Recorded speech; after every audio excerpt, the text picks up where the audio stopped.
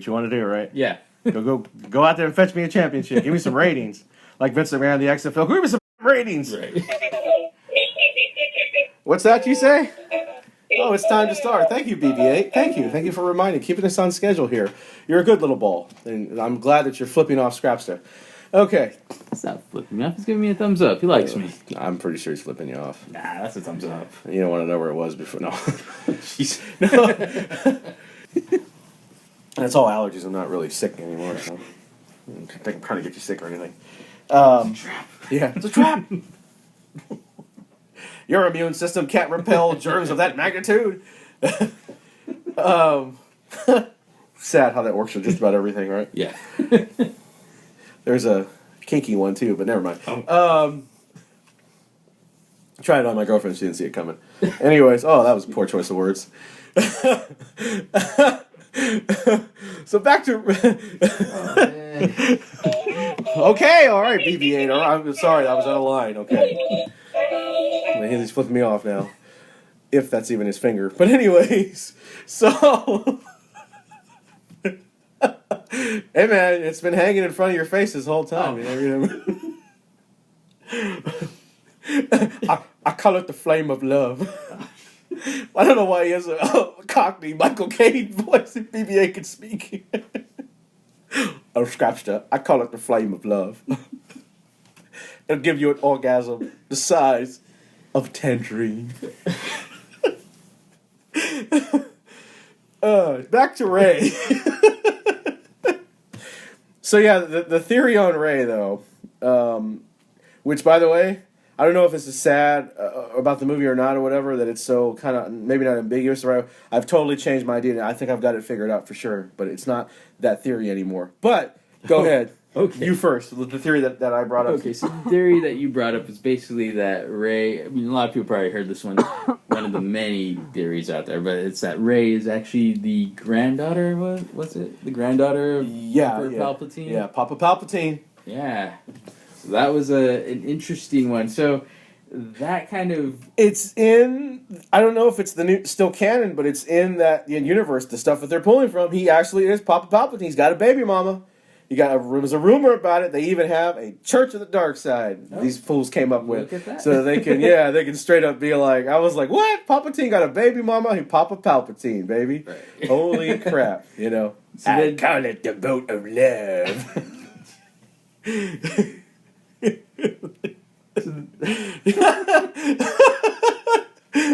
Imagine Palpatine reading through sex ed, right, and being like, the feeling of orgasm is like electric. I don't want to imagine him doing that. The feeling of orgasm is like electricity through the body. I can provide that without. And now, young mistress, you will climax.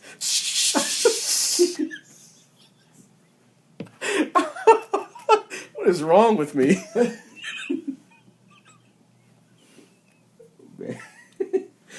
So yeah, the Ray theory. Okay. Okay. So the Ray theory. The reason why that may work is because then that becomes an interesting thing. Where I said it kind of kills off Kylo Ren as a threat. Well, maybe he's not. Maybe there's an extra conflict there. Maybe she's not as squeaky clean as you think, and going forward, that's why maybe she has. Maybe she starts taking that journey to the dark side along with him. Maybe he's a part of it. Maybe he's going the other way. Who knows? But it kind of sets up an interesting little thing. Yeah. She's definitely not squeaky clean. She's been sweating in the desert for 30 years. Okay. True. I don't mean literally. Sand. It gets everywhere. Anyways. So, yeah. No, you're right. You're right, though. I mean, the big thing, though, that is sort of striking is her... it's that scene, though. Her anger in it. She's really kind of fairly angry throughout the film. Kind of got a bad attitude. And, Well, can you blame her? Like you said, she's about sweating in the sand. It's everywhere.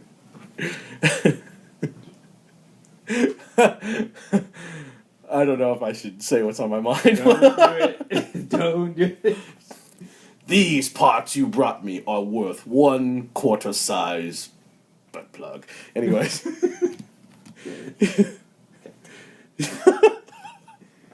did it. He did it! You did it! You finally did it! You blew it up! You maniac! Where the hell were we? In a galaxy far, far away from our topic.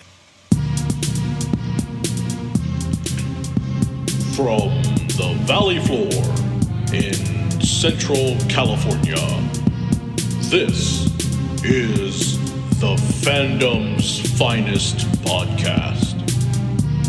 With your host, the Spirit of Film, and today's special guest sidekick, the Scrapsta. Good morning, good evening, good afternoon, wherever it is, wherever you may be. Maybe even all the way up on the International Space Station, beaming our signal all the way out to the planet Mars, where we have the same number of people listening. Welcome in, this is the Fandoms Finest. I'm Spirit, here with my special guest sidekick, my co-avenger and fellow Justice Leaguer, the great California artist in his own right. Ladies and gentlemen, welcome in, once again, the Scrapsta. I'm not used to introductions like this. Let's start off the right way, okay? A long time ago in a galaxy far, far away. It's sort of a tradition, right? You gotta have that, right? You gotta have the big grandiose, music reveal and all that stuff, right? John Williams at his finest. Even though he kind of retools every one, right? Pretty much. Yeah. It's not a... I think this was his most... Force Awakens was probably his most original, and a lot of it was, yeah. Speaking of which, episode 7, The Force Awakens. Luke Skywalker has vanished. Uh-oh. In his absence, the sinister First Order has risen from the ashes of the Empire and will not rest until Skywalker, the last Jedi, has been destroyed. With the support of the Republic, General Leia Organa leads a brave resistance. She is desperate to find her brother Luke and gain his help in restoring peace and justice to the galaxy. Wasn't that, you? I could swear I heard that before I didn't use it. Anyway. Leia has sent her most daring pilot, must be a new character, on a secret mission to Jakku, where an old ally has discovered a clue to Luke's whereabouts. ... Why is there a fourth one? Isn't there supposed to be 3? Yeah, it's only Yeah. 3 of those. I okay. Is that the best crawl ever in a Star Wars film? Or is it just... I mean, people are like, it's the best ever, right? The best crawl ever in a Star Wars film. The paragraph, right? Reading in space. Is that the best one ever? I can't say that it is. I can't say that it's not. Now, can you not say because you're not an expert? Yeah, I would say I can't say I'm not an expert. You never read through them? I've read through you don't sit and just read this stuff? I don't have it memorized, man. My favorite part of The Force Awakens, you want to know what it is? How the first thing we see on screen is the middle finger. They're straight up flipping us off like, ha, F all you in the audience. Think you're here. Seriously, what is up with that shot? I don't know.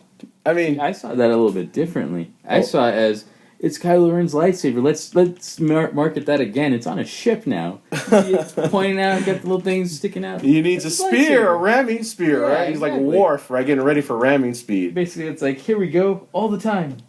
Let's market that lightsaber. I'm telling you, I've said it. You heard me right off the bat here. Luke Skywalker has vanished, and I'm like, uh-oh. Because that's exactly what literally, I think I might have said that out loud in the theater, because I was like, uh-oh. And I had this thought back to Superman Returns, and I was just like, oh no. Like, is this, all I wanted to see was Luke. Everybody, that's my boy, the Right. green lightsaber and the one hand, and kissing his sister and everything, I mean, that's my boy, right? And I was just like, oh no. We're off. For me, that was like, we're off to the worst start possible. The first sentence in a crawl, right? And I mean, do they mean that much to you? Like in this, is it kind of like you don't care or whatever, or the crawls? Yeah. I'm kind of like, I don't want a very crappy done crawl, but I'm not sitting there looking at the crawl thinking, no, this is horribly put together. Not even if it starts off war. No. Wow. That's that's a little bit different. Yeah, because I have to tell you, man, we were in I've talked about. I guess I'm a bigger. And I don't have anything to apologize for. I came into Star Wars late, so my first Star Wars film that I got brand new and that I could go to the theater and all that stuff. Right, was after the re-releases that came in the late '90s.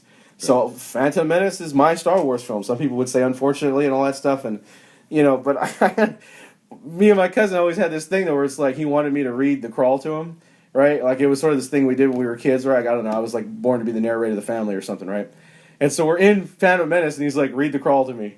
Right, and I'm like, "Come on, we're in the middle of the theater." He's like, "Ah, shut up. I'll be read the crawl to me." Right, and it's funny because he was like, "You're embarrassed, or I'm mad at you. You're not reading me the crawl. Come on, who cares? Blah blah blah." Right, and this is on that old theater used to be over there, on the other side of town. So it was kind of not big time Star Wars geeks film. They're like nobody was gonna like start anything, especially as big as my cousin is, right? But yeah, and I'm like, I'll never forget because he's so mad at me because I didn't read it. And that wasn't it. It wasn't like I was embarrassed. It was that I'm reading the crawl and I'm like, wait a minute, huh? And I was just like, turmoil has engulfed the Galactic Republic. The taxation of what? Trade routes to the star systems. Huh? And I'm like. And he was just like, read it, don't be. I'm like, and I'm thinking, I'm like speechless because I got, I don't want to keep saying, wait a minute, it doesn't make what? Like, I don't understand that, right? Even I don't understand that, right? It's like hoping to resolve the matter with a blockade of deadly battleships. The greedy Trade Federation, and Star Wars has stopped all shipping to the small planet. What? I'm thinking to myself, like, I kept reading it, like trying to read it to him, and I'm stopping, and I'm just like. What? Come on, man! Don't be embarrassed. And it's just like, while the Congress of the Republic endlessly debates this alarming chain of events, the Supreme. What does any of this mean? Secretly dispatched to. Okay, all right, we're guardians of peace and justice. And wait a minute, isn't that exactly what Obi-Wan said? And then to settle the. And I was just like, stunned, like at the opening of the Phantom Menace crawl. Like, wait a minute, what was that? It's reading. It shouldn't be that, like, you shouldn't read the thing and be like, I'm confused, like, if you're watching a scene and you don't know what's going on, right? You're like, I'm reading it. It should make sense to me. I should be able to make sense of it, right? Right. And I'm just sitting there watching Phantom Menace, and I was just like, yeah, I'm not gonna lie. We're off to a bad start, with that one. I give them that. Again, I have no problem judging George Lucas's work where he went off the reservation with, nuclear exploding, refrigerators, and you get like freaking, Jawas in the middle of the desert there with Indiana Jones and stuff, and it's just like, I got no problem criticizing that, but I don't know if the crawls, if they mean that much to you or not. To be honest, I don't. When I saw that movie, I don't remember what I was thinking reading it, but I was just sitting there like, Star Wars is gonna start, Star Wars is gonna start, Star Wars is gonna start, because for me. Was never big on the whole, let's see, read it up. I mean, I was for Force Awakens, but I was just like, all right, let's see. All right, Luke's vanished. Not big on that. Hopefully he's in here more than just one scene. But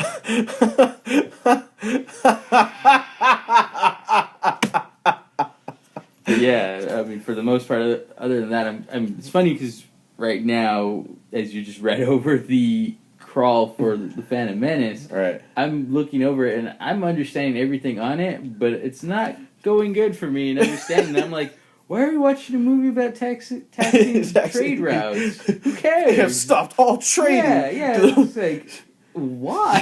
Why is this why is this how you choose to set it up? What? Yeah, and it's sort of like the thing too, where like Lucas, like he defends it, and it's like you're defending like a history teacher with that kind of stuff, with those elements of the prequels, because it's like.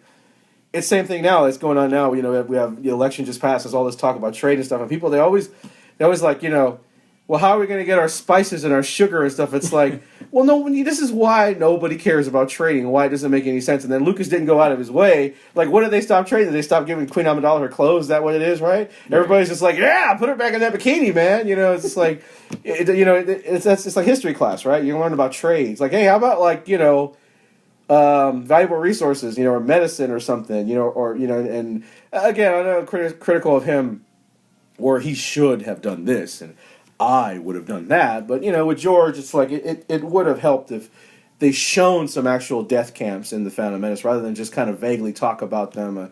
I think Obi-Wan says something like, "Do you think that they've gone to the camps or something?" And it's like sort of vaguely mentioned that they're, exterminating the people. And then the one scene when the guy says the death toll is catastrophic, right? They're like, it's a trick. So it's like, are they lying? Are they making that up? It's sort of, it takes you back to when you try to go back to the crawl to understand what's going on. It's like, yeah, you're not going to find anything to help you along with that film from there.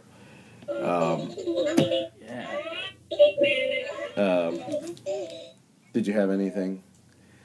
Well, I thought we were going to keep rolling on the whole Star Wars thing. I was like, all right. No, that's what I mean. Like, yeah, I'm just going to move on to a different subject besides the crawl. I'm just kind of hoping... that's good. We can go into a different one besides that. I'm just hoping that my pause after that whole... I hope it's not just one scene, plays out as well as it did there, where it's like, one scene. I hope it's not just one scene. It is. I think you sold it with the laughing, though, so that's yeah. My mom said, my mom had the greatest comment ever, because I was like, I didn't buy the movie, but I think I was going to... Do you totally want to get to? Yeah. Might be for sale. No. I was thinking about, last night, I was like, man, I have a mission for you. Okay. Your mission, should you choose to accept it. Or your rebellion, aren't you so rebel? That didn't make any sense. Okay. Or rebel. What? Anyways, whatever. I forgot the line. Saw the movie and I already forgot it anyways. No, anyway. So, only seen it once. That made it in there? I've only seen mine once, and that's the excuse, and I'm sticking with it. Yeah, but the thing was, my mom goes, "Oh, we buy the movie? You're gonna watch the movie?" She's like, "Oh boy, I can't wait to see Luke Skywalker fight Kylo Ren, right?" And I'm like, "Yeah, me either." Can't wait either. Yeah, so everybody else is the same way. She had no idea. I just thought that was... Oh, man. You'll be waiting a bit. Yeah. I was like, we're going to have to wait a long time. A long time. This is what they meant when it was a long time ago in a galaxy far, far away. Light takes time to travel, so the new episode hasn't arrived yet. That's what I'm assuming the crawl is. The words are coming through space, right? The signals coming to our galaxy, right? Anyways, your mission, should you choose to accept it, should you choose to be, I'll be Man Mothma, and I'll just be like, I have a mission for you. I gotta get the Luke Skywalker lightsaber, the artifacts, and you can't buy it in the secondary market. You can buy it in the secondary market. However, it's like $600,000 because I was like, man, they didn't make it. And I remember you telling me that they have them, look on eBay or look around. I'm like, the green one? And I looked for the green ones, like they have them. They released them when Revenge of the Sith came out. The green lightsaber came out, and that kind of like how the Kylo Ren one's the really expensive one, right? You mean like the expensive... I think over $100. Yeah, I'm pretty sure it's called. Isn't it called Artifacts or something like that? No, it's. I think the Black Series. Yes. It used to be Master Effects. Yes, what you're that's thinking right. of, but then Hasbro got the license, and now it's just the Black. So that label's what I'm looking for Luke Skywalker's green lightsaber. I've seen them online, Amazon, eBay. Like seriously, they're just I've literally already failed this mission for you because last month I saw it at Walmart, and I thought to myself, Walmart. Yeah. And I thought to myself, "Hey, I should text you this. Maybe he wants this." Yeah. And so I was gonna take a picture, and then for some reason I remember you mentioning that particular lightsaber, and then I thought, wait, was it that he wanted it or that he already had it? Yeah. I think he already had it. So then I didn't say anything, and then literally they were all over Target. Yeah. All over Target. Wow. Up until now, because now the official Christmas rush has hit, and so they're scooping up everywhere. But they were literally like any Target you go to, there would be at least one Luke. Man. Either it would be a green one or a blue one. Me and my brother actually almost bought one ourselves. Yeah. But here's how much of a freaking nerd I am about it. The dimensions on the hilt, they weren't accurate. Oh man. And so I decided I'm not spending $150 with that hilt. Is not right. And at least I felt a little better that same thing stopped my brother from buying it, because at first I was like, I'm not buying it. Well, I didn't tell him why I wasn't buying it. I just said I'm not going to. So he's like, well, somebody's got to get it. So he put it in the cart, he starts walking with it, and he's like, I can't believe you're not going to buy it. And I was like, well, here's why. And I told him, then he was looking at it. It took him a while because it's not easy to put that back. The thought of lighting up that green lightsaber is just like a lot to turn down. As much of a nerd as I am, that's a hard thing to turn down. And then it lights up like that. But ultimately, he was like, yeah, I don't know, that part of it, it's not accurate at all. So yeah. it's like, oh, now, because weren't you the one that told me that, and it's within the movie too, so I don't know about the toys and collectibles, but the Excalibur Luke lightsaber, isn't it different? The buttons are changed around or something on it, or the activation switch is somewhere different on the lightsaber, the one that Rey winds up with? Yeah, that's a botch to that movie. But yeah, they changed the way the button to ignite the lightsaber in Force Awakens, because it was a different area, and then when they made the movie, I guess he didn't pay enough attention to where it was, so he sees this big button and clearly thinks, well, that big button's clearly how you turn it on, and that was never how you I have a theory. Yeah. It broke from its fall in Bespin, and Maz Kanata rebuilt it. With that. You just saved the movie. This movie's great now. Yes. Yeah, one of the. I mean, there's a lot of cop outs in that film, but one of the better ones is like, that's a story for another time. Now, it's unacceptable to me. I didn't accept it, but it is like, I qualify that yes, it's a good cop out. I don't accept it because that's just stupid, and give you a break, right? But I mean, it's going forward, I'll probably get over it and not care. Here's why I probably will care going forward. Because that is probably a story that will literally be told in their expanded movie series, which I'm not a fan of. And oh yeah, man, you got Maz Kanata and the. Well, it's okay though, because like you story. said, you've already failed once, which I want you to think about next time, because that was that. I'll keep an that eye. was Oh! Last time I went to Toys R Us, they had a bunch of them. Toys R Us that was like 2 weeks ago, so it might not be there now. But Toys R Us, they have a bunch of those lightsabers. I don't know if they still have them, but they had a bunch of lightsabers there. Okay. I'm sorry. We're shutting this podcast down right now. Where I'm going right now. Come on. Let's go. Come on. Let's go. All right. We're out of here.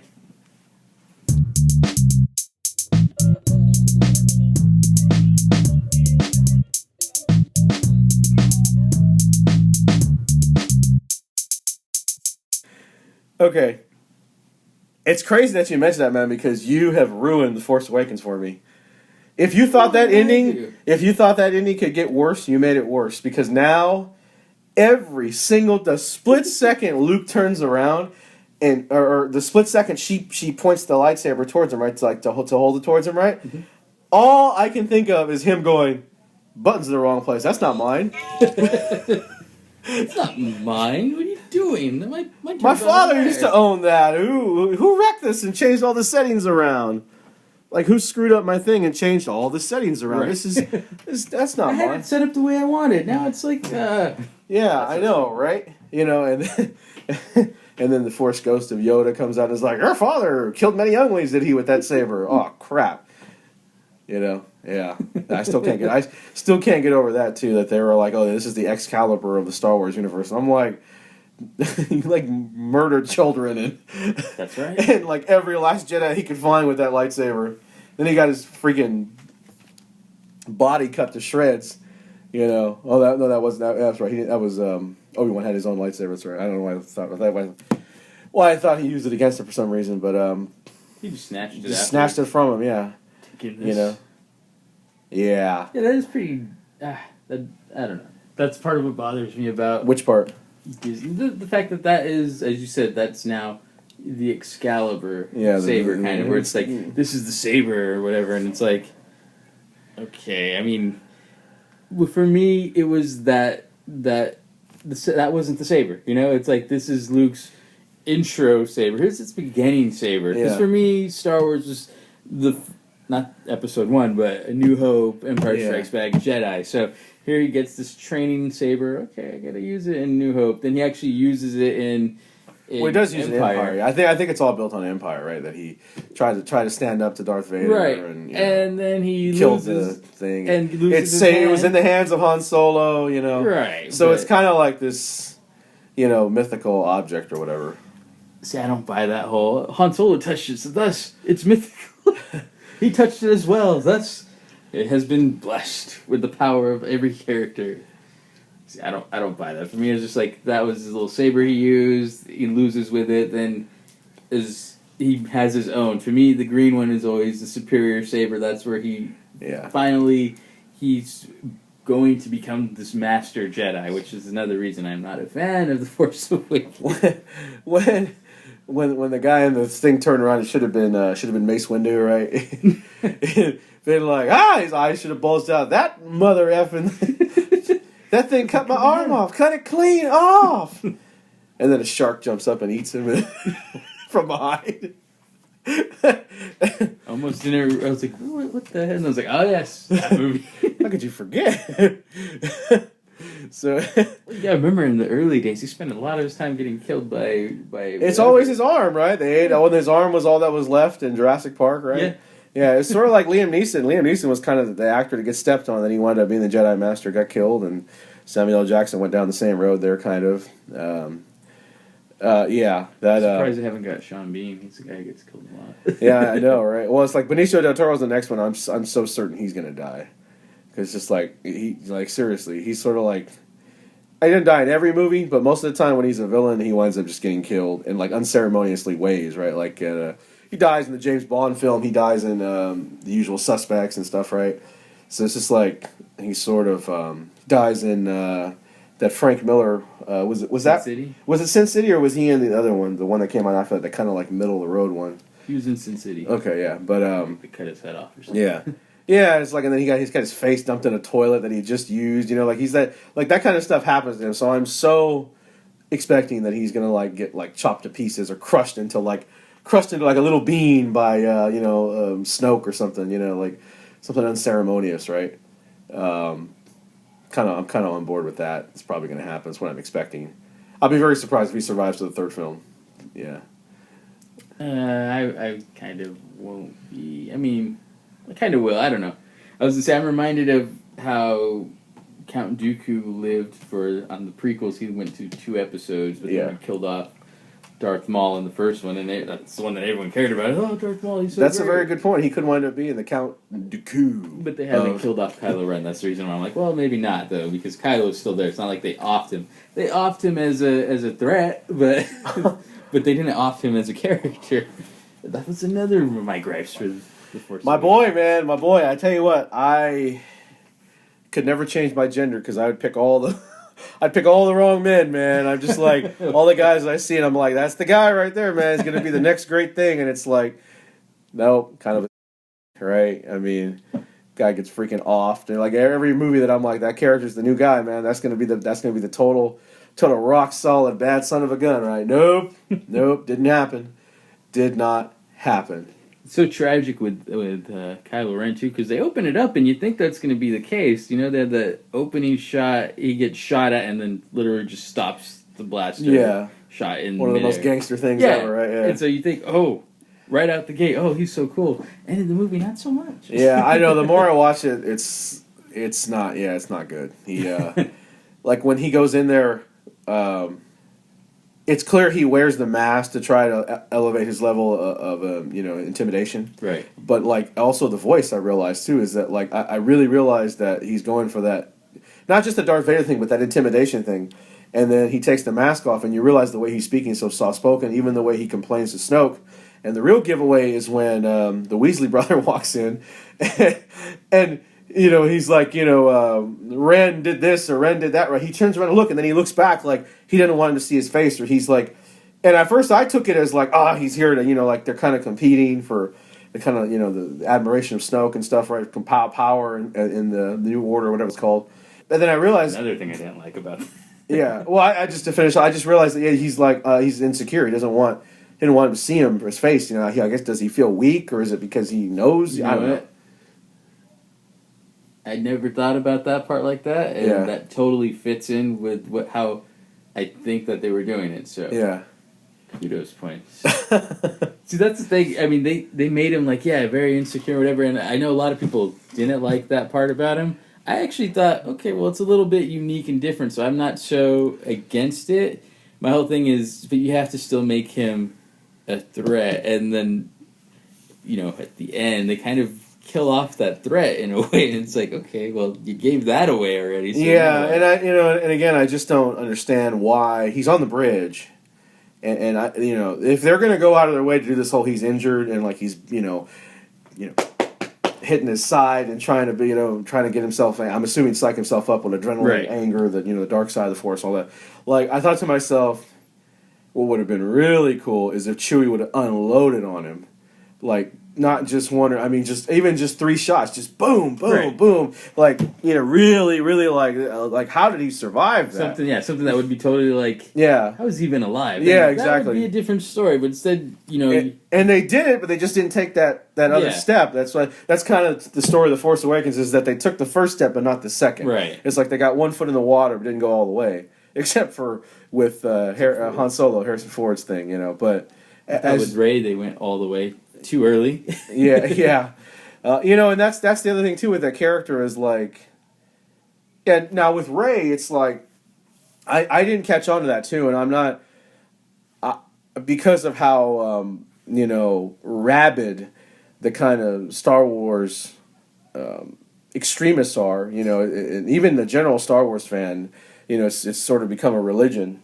But it is a religion in my. You can make every comparison to the way the average religious person acts, right? And it's like with Rey, they don't really explain that kind of thing, right? And so the criticism that came from that guy, I understand the name he called her, or the term he used. He's a popular Hollywood screenwriter, right? It was controversial, and I think he kind of overstepped his bounds a little bit because that terms kind of anger people, right? Right. And it's like, but he had a valid point in that, like, she literally says, "I don't know how I did that," and it's the most epic flight of the Millennium Falcon ever, in my opinion. Sacrilegious, I know. For me, it's neck and neck with, at the very least, neck and neck with the aerial acrobatics of the Millennium Falcon we see in the, I guess not aerial in space, right? But the flight of the Falcon in Empire. I understand that's legendary. You can't top the music and the C-3PO screaming in the background. Everything about that is just sheer perfection, right? Right. But it's just like, you get a pretty good kind of flight chase scene, right? And then their payoff to that comes like seconds later after it's finished is like, how did you do that? I don't know. Yeah, that kind of just kills everything, right? And like, I understand she doesn't want to leave the planet, but she knows so much about fixing things, and like she knows, like she saves them, right? Doesn't she say, "Oh, I bypassed this thing by pulling the circuit out," and that's because Han Solo's like, "We're about to blow up into like 4 different systems," right? And so she knows that. She knows all the ins and outs and stuff. She's been scavenging. She's wearing the helmet when she's eating in her little hut there, the sort of makeshift hut she's got. And so you figure, pay it off. She's marking down the days on the wall. Pay it off with somehow she's been studying. She wants to fly. She wants to really get her hands on something. She doesn't want to leave but she can't wait. When these people that she thinks are coming shows up, man, she's going to be the first person to put them in a plane and they fly off, right? And instead, it's like, I don't know how I did that. I don't know. It just happened. Yeah. Okay, I don't know about that, but I don't know. So much of her character with all this, I don't know. They're going to have a very big way of paying off all these little, I don't know. Well, what was this? How did this happen? Like, I hated when she's fighting Kylo Ren. Because for me, that's like where they overdid it right there for multiple reasons. One, you have the brief moment, she's holding her own, that's fine.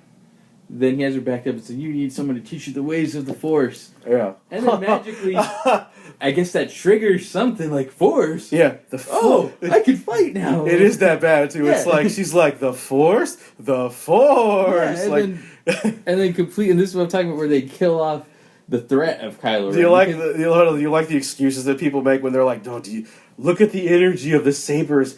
Everything slows down. It's in slow motion." Like, her thought takes place in an instant.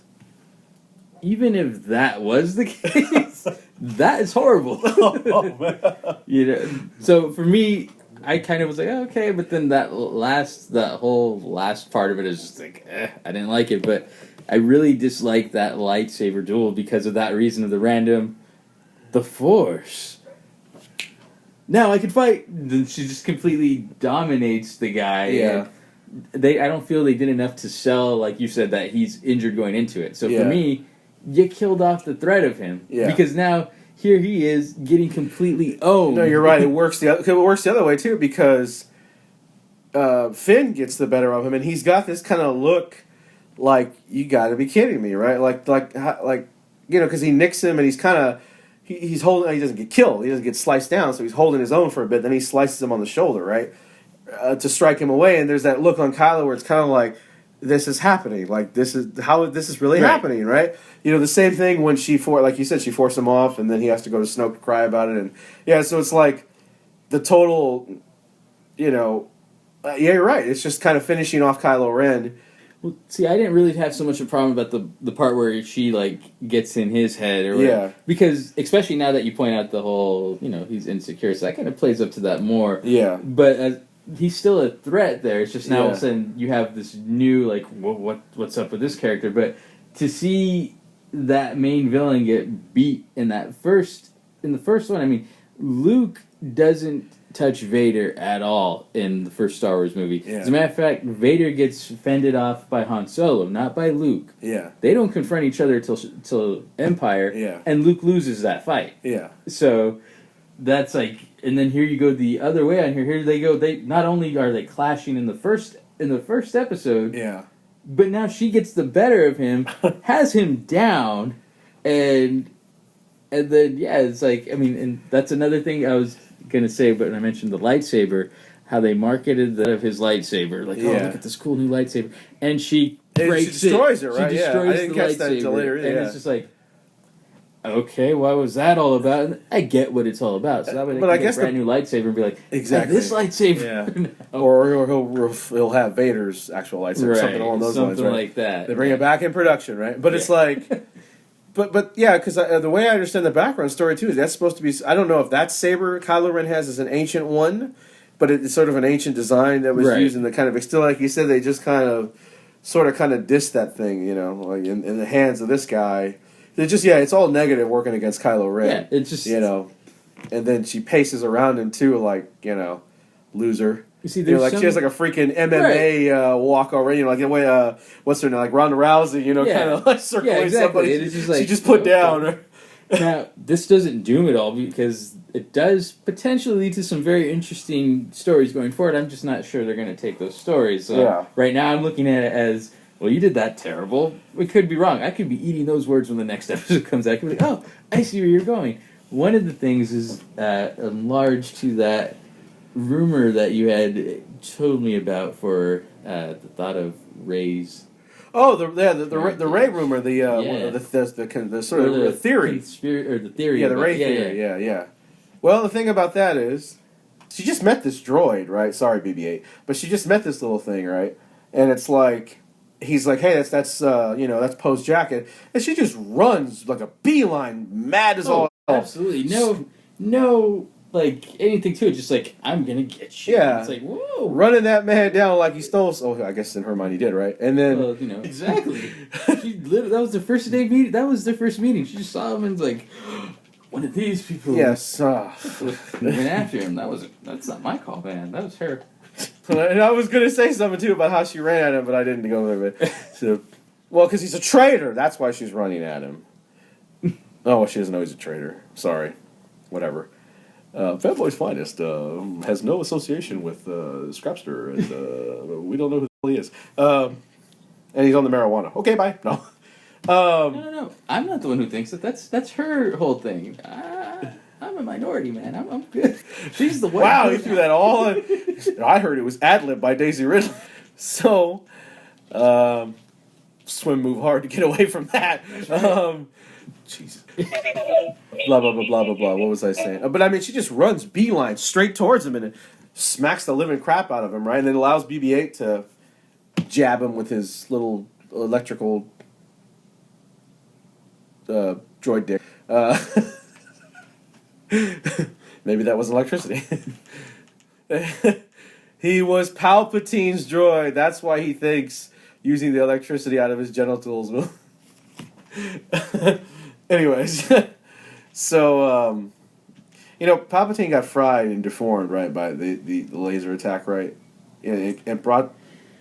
They did that, yeah. Yeah, it brought to mind. That whole carpet and the drapes thing. You think Palpatine? I'm on a roll today, man.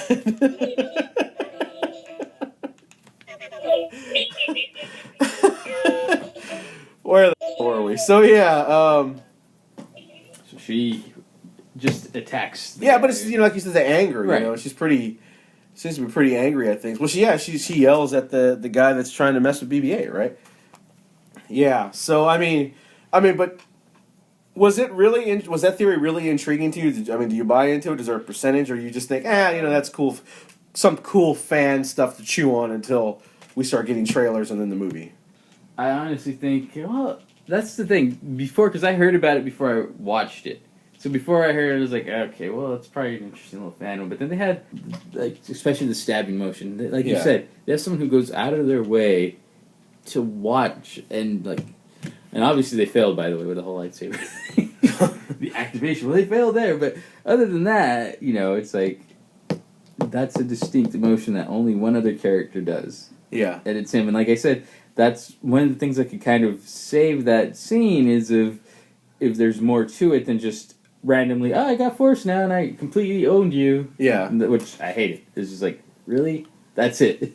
Just, I have Force powers and now you're garbage because I'm better than you right out the gate. The Force. And so the other motion, which was the swinging it over your head. Oh, yeah. I'm pretty sure Anakin did that in yeah, well, even what's his face did it. Even Shaft, Master Shaft. Oh yeah, Mace Windu. Sorry, yeah. Even he did it over the top of the head. So I was like, I don't get that part. Well, then again, though, you know what? And this kind of leads into what we'll decide. But Mace Windu's fighting style, it's not just that he wavers himself between the light and the dark, and sort of people have explained it to me. He kind of toys with the dark side. He channels the dark side to be stronger, to win with the lightsaber and things like that. It's not just that, though. There's more to it. And what they established was that he opens himself up in a way that actually uses the dark side users' energy against them. So Palpatine was this pure dark side, like the most pure dark side Mace Windu would ever face. So the reason he actually defeated him and bested him is because Mace Windu channeling the dark side with his own abilities, he actually kind of siphoned off some of Palpatine's energy and strength. That's how he defeated him. So the moves, I was going to say, they go at each other, and I thought about it. Holy crap, it is the same moves they're using. Not the reasoning, I'm sure, that George was thinking at that point. I'm sure he wasn't big on that. I'm not one of those guys that thinks he's secretly a genius and he planned all this stuff out. But it works in a way that if they're going to pull from the canon, that works then, because it's a small tie, but it's sort of like if you're trying to build a real world with real kind of coincidences, that would be one of those coincidences or it's a similarity to kind of what happened, sort of, and then it fits into the timeline of things, right? So then he was using that move because he's channeling it from Palpatine, so it's a Palpatine move, and then she uses it, I don't know, probably 60 years later, right? So it's like, okay, Again, it's a thin thread, but that's the thing that we don't know yet. When they have this guy specifically who does that, his job is to go find this stuff and try to make it work. You don't know how they're going to use it. That's the big undecided thing. Are they going to pull from the old canon, right? Or are they going to pull more from what's been in the movies and what's a part of the new canon? Which side are they going to more lean to? Because when I told you I changed my theory on it, I think I now know exactly who Rey is and all that stuff. I have a theory I'm going to stick with until the next one. But no, it's like, but this will depend if they're going to go pull from the canon. Because the rumors were that the extended universe and all that stuff, or the old canon, I should say, it's called Legends now, right? Yeah. So it would be the old Legends universe. If they're going to pull from that, plus some of the early work that George did, I guess Ralph McQuarrie got a chance to do some work for him years ago, and they were able to bring it back and use it, I think. I know they did that for Rogue One for sure, but they're like the Finn and Rey are basically in that old kind of universe, and you can basically pick them out in different names. I think they look different, but it's like that's basically them, right? If you were to describe the characters, that's them, right? So if they continue to do that, here's something that's crazy. And all because there was a big thing, and you told me it had to do with the hand. There was this rumor about Luke Skywalker's hand and all this stuff, right? They're playing with the Bespin battle when the lightsaber got lost on Cloud City, and all this stuff about a story. Now, how did he get Darth Vader's helmet? Well, if they pull from the canon, what I think they will do is that Luke Skywalker's severed hand and the lightsaber basically fell around the same area on the Cloud City air ducts. Darth Vader recovered them. Now, what happens to his old lightsaber? Well, that's whatever, right? But they took Luke's hand and kind of put it in, a jug of water or whatever it is that they have, so they can keep it alive, right. I guess. And Palpatine or Vader, one or the other, right, were working on making a clone of Luke, right? Now, I would not have thought of this except I trust my instincts. Something popped into my brain the first time I watched Force Awakens. When he drops that line, maybe Supreme Leader should consider using clones. And the Weasley boy gets really angry, and yells back at him, right? But it's just like, well, that's to drop that, right? That's kind of weird, right? And the fact that Snoke, they talked about, I saw the rise and fall, I saw everything and how it happened. So it occurred to me, and you're a part of this theory, by the way, you yourself. We were talking in the parking lot of that big bookstore, right? Mm-hmm. And we were talking about, this toy, man, are they trying to trick us, or how did this go down? Remember, those toy companies, they get early paperwork and stuff about what the toys are going to look like, what the things are going to look like. I think somebody screwed up, and at the last second, they tried to save it and just got away with it. Because the way Rey looks when she's the scavenger Rey, they advertised that and said it was Luke Skywalker, right? And so, of course, everybody thought, it was supposed to be Rey Skywalker's daughter, right? I settled on Rey is a clone of Luke. That they used his hand and his DNA and the Force and all that stuff, right? Because it was leading towards the Emperor trying to make his own clones. They're going that direction too, because apparently Jakku is close to something where it's the edge of their galaxy and it's on the farthest reaches of the galaxy, and they have something established in the new novels that Palpatine was desperately trying to get to that corner of the galaxy. And one of the guys that takes over for the Emperor after Palpatine's death becomes official, he talks about we're going to go to Jakku in that darkness part of the galaxy where it's, pure pitch darkness, right? Because we're going to finish off Palpatine's Grand Master Plan. And again, if they're pulling from the old canon and that type of stuff, the Palpatine cloned himself all the time. Right. There was an official clone of Luke that Luke had to confront. I read that story. Yeah, so that's why I'm thinking that's if they pull from that, if they lean that way, that's what I believe it is. And that's why Luke, having known this or being aware of it, that's why he looks at Rey the way he does. Because I have been totally puzzled by the way he looks at her, right? And they're just like, it's the daughter or the granddaughter of his greatest enemy. Well, he looks at her. When they describe Luke's reaction from that story, right, and one of the guys was talking about it, right, I was like, that would fit. Because that would explain his look to me completely. That's the only thing I've heard that explains Luke's reaction at the end.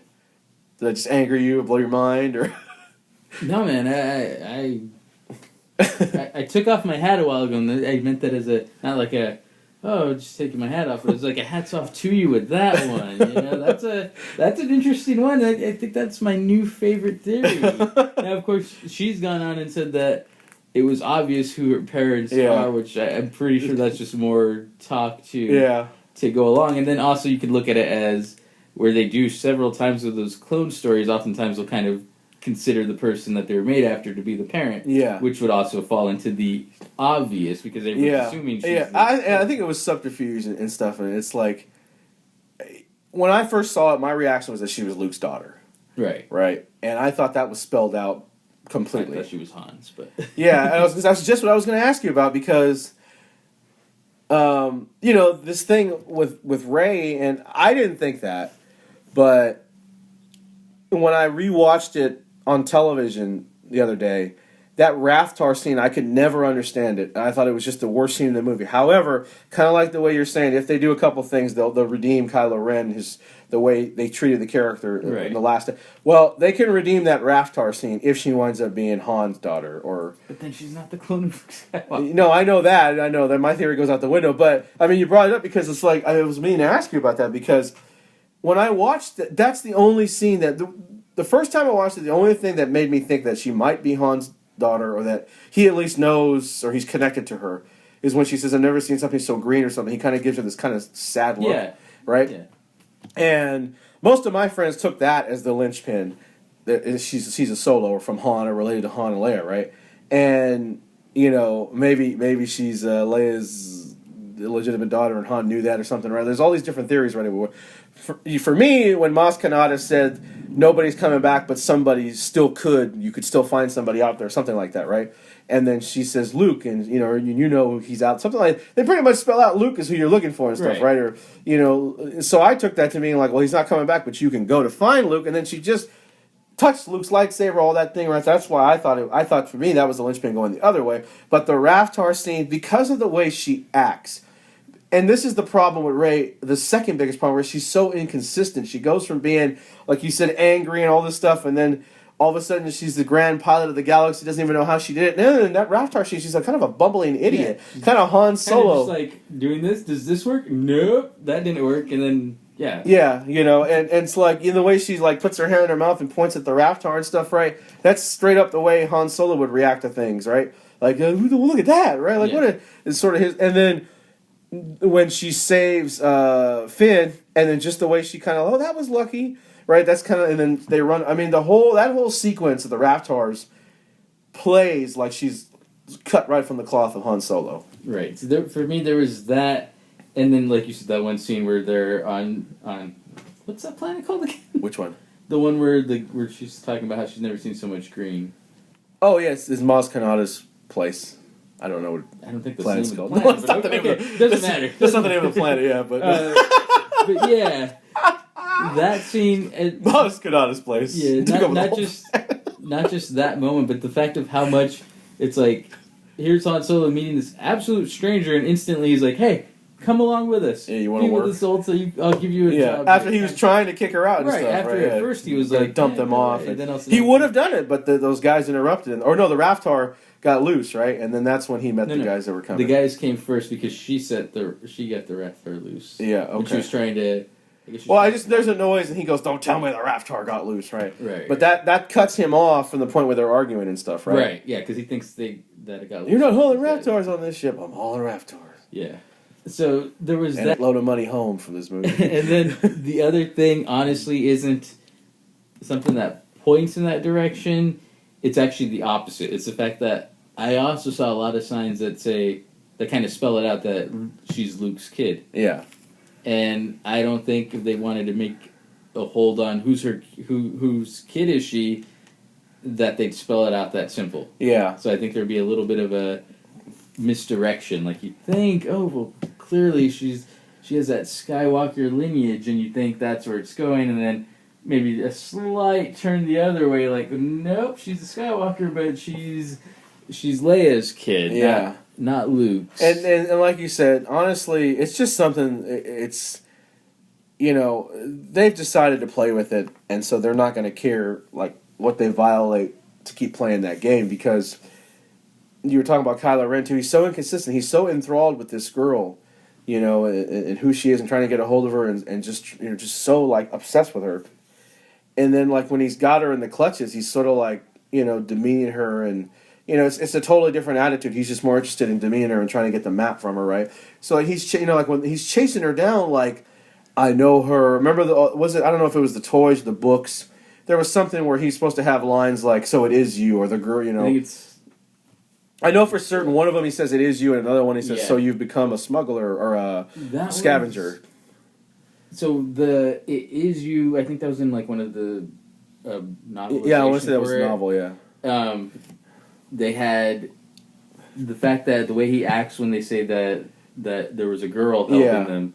That was an act of like he knows something that it can't just be whatever. This has to be a specific person. And then he has her, but like I said, he doesn't go that direction. He just sort of Well, and then he fails. He just sort of wastes time. Line you were talking about. That's on the stuffed toy, isn't the plush toy that talks? That's the line that was. They recorded that line because that's Adam Driver delivering a line, basically like questioning, "Are you really just a scavenger?" Or something along those lines of like, "You can't be just that," or whether it's because he knows who she is and that's the case, or he doesn't Yeah. buy that that's Which all kind of kills my theory, because the beginning of the film plays like he knows more about her than what is told to us. Right. So if I was going to say maybe that's why he's so obsessed with her, because he knows she's the Luke clone, right? And then I thought, well, no, that's right out the window, because he would have been much more enamored with her when he had her to interrogate her. And it just unless he's just that much of a freaking idiot that he just completely botched the whole thing, which he did, but that would really be like, geez, like, what a major loser. Well, that could also go with the whole insecurity thing, though. Yeah. Because here's basically, this is a clone of the greatest enemy you have. Yeah. So instead, he's trying to like put her in her place of like, no, I'm better. Yeah. In a way, basically saying, I'm better than Luke Skywalker. Yeah. Because I'm better than his But clone. why would he go to Snoke and then like stun? I'm telling you, she's got powers. Yeah, that does throw that out there. Yeah, that's what I'm saying. Like, so it's so uneven, like you said, the whole Yeah. thing, and they're doing it on purpose, and they don't care. And that's the thing; they're going to violate the kind of story. They're not trying. That's one thing they're not trying to remain tight on, Right. at all, because they just love it. They love the fact that we're here talking about it right now. And the fact that we might go run and buy some merchandise right afterwards or something, right? That's what they want. It's this money making machine. And that was one of the criticisms I heard coming out of Rogue One, which I have seen, but at this point you have not. So I'm like the Millennium Falcon Empire, trying not to hit any spoilers for you, but I'm literally navigating the spoiler asteroid field here. But I saw a headline that said corporate fan films is what Star Wars has become. And I think they were necessarily referring to Rogue One and then whatever the next Star Wars story film would be. I think they meant more of those, but it could fit with Force Awakens too. And so I wondered, I thought it was a brilliant name that kind of really nails down exactly what it is, they're corporate fan films they're pumping out now. It's like they looked at Star Trek, not specifically. Sorry. It's like they looked at Star Trek and all these other kind of fan films that have been on the fact that Paramount as a studio had to intervene because they were getting their tails whooped by a fan-made, kind of production, right? But the fact that Star Trek has all these productions out there that got so big, they actually have professionals working on them now. And there's like higher rankings across the board for Star Trek Continues than there is for the actual Star Trek J.J. Abrams universe that he started, right? And plenty of other examples of the fan films out there. Star Wars had a ton of fan films for years. The Batman Dead End, that was all over the place in that Comic-Con world for years, is Batman versus the Predator versus the Alien versus the Joker, right? And I remember before Batman Begins, a guy like Kevin Smith said that was the best Batman he ever brought to film. And I know Comic-Con people and people in that kind of world play it up the same way they say that every new Star Wars thing is The Empire Strikes Back all over again. But the studios have to pay attention. They send people to these Comic-Cons, they're corporate events now. They had to have realized, holy crap, if we just get the right people together that can kind of please the fans, like a guy on Twitter who will explain the canon to everybody, right? Stuff like that. And we have everybody's blessing, make sure everybody's in line, right? And then we just give a genuine big budget to fan films. My God, we'll knock it out of the park. It has to be with these major corporations, Disney and the people behind them and stuff. They had to have realized that with Star Wars and to be like, this is a way to go. Not just to bring in JJ and all these guys, their ideas, not just to get a visual director like Gareth Edwards to bring in this film that relies heavily on visuals, right? Not just that, but the fact that it's like fan service. To bring all those old, what used to be the canon novels, right? Those extended universe ideas, and deliver them with a quality budget, and we'll just make bank every step of the way. That had to be their thought in my mind. That sounds about right. Especially, you mentioned fan films, and that is another reason. Another thing that's like, yep, not watching that Han Solo movie.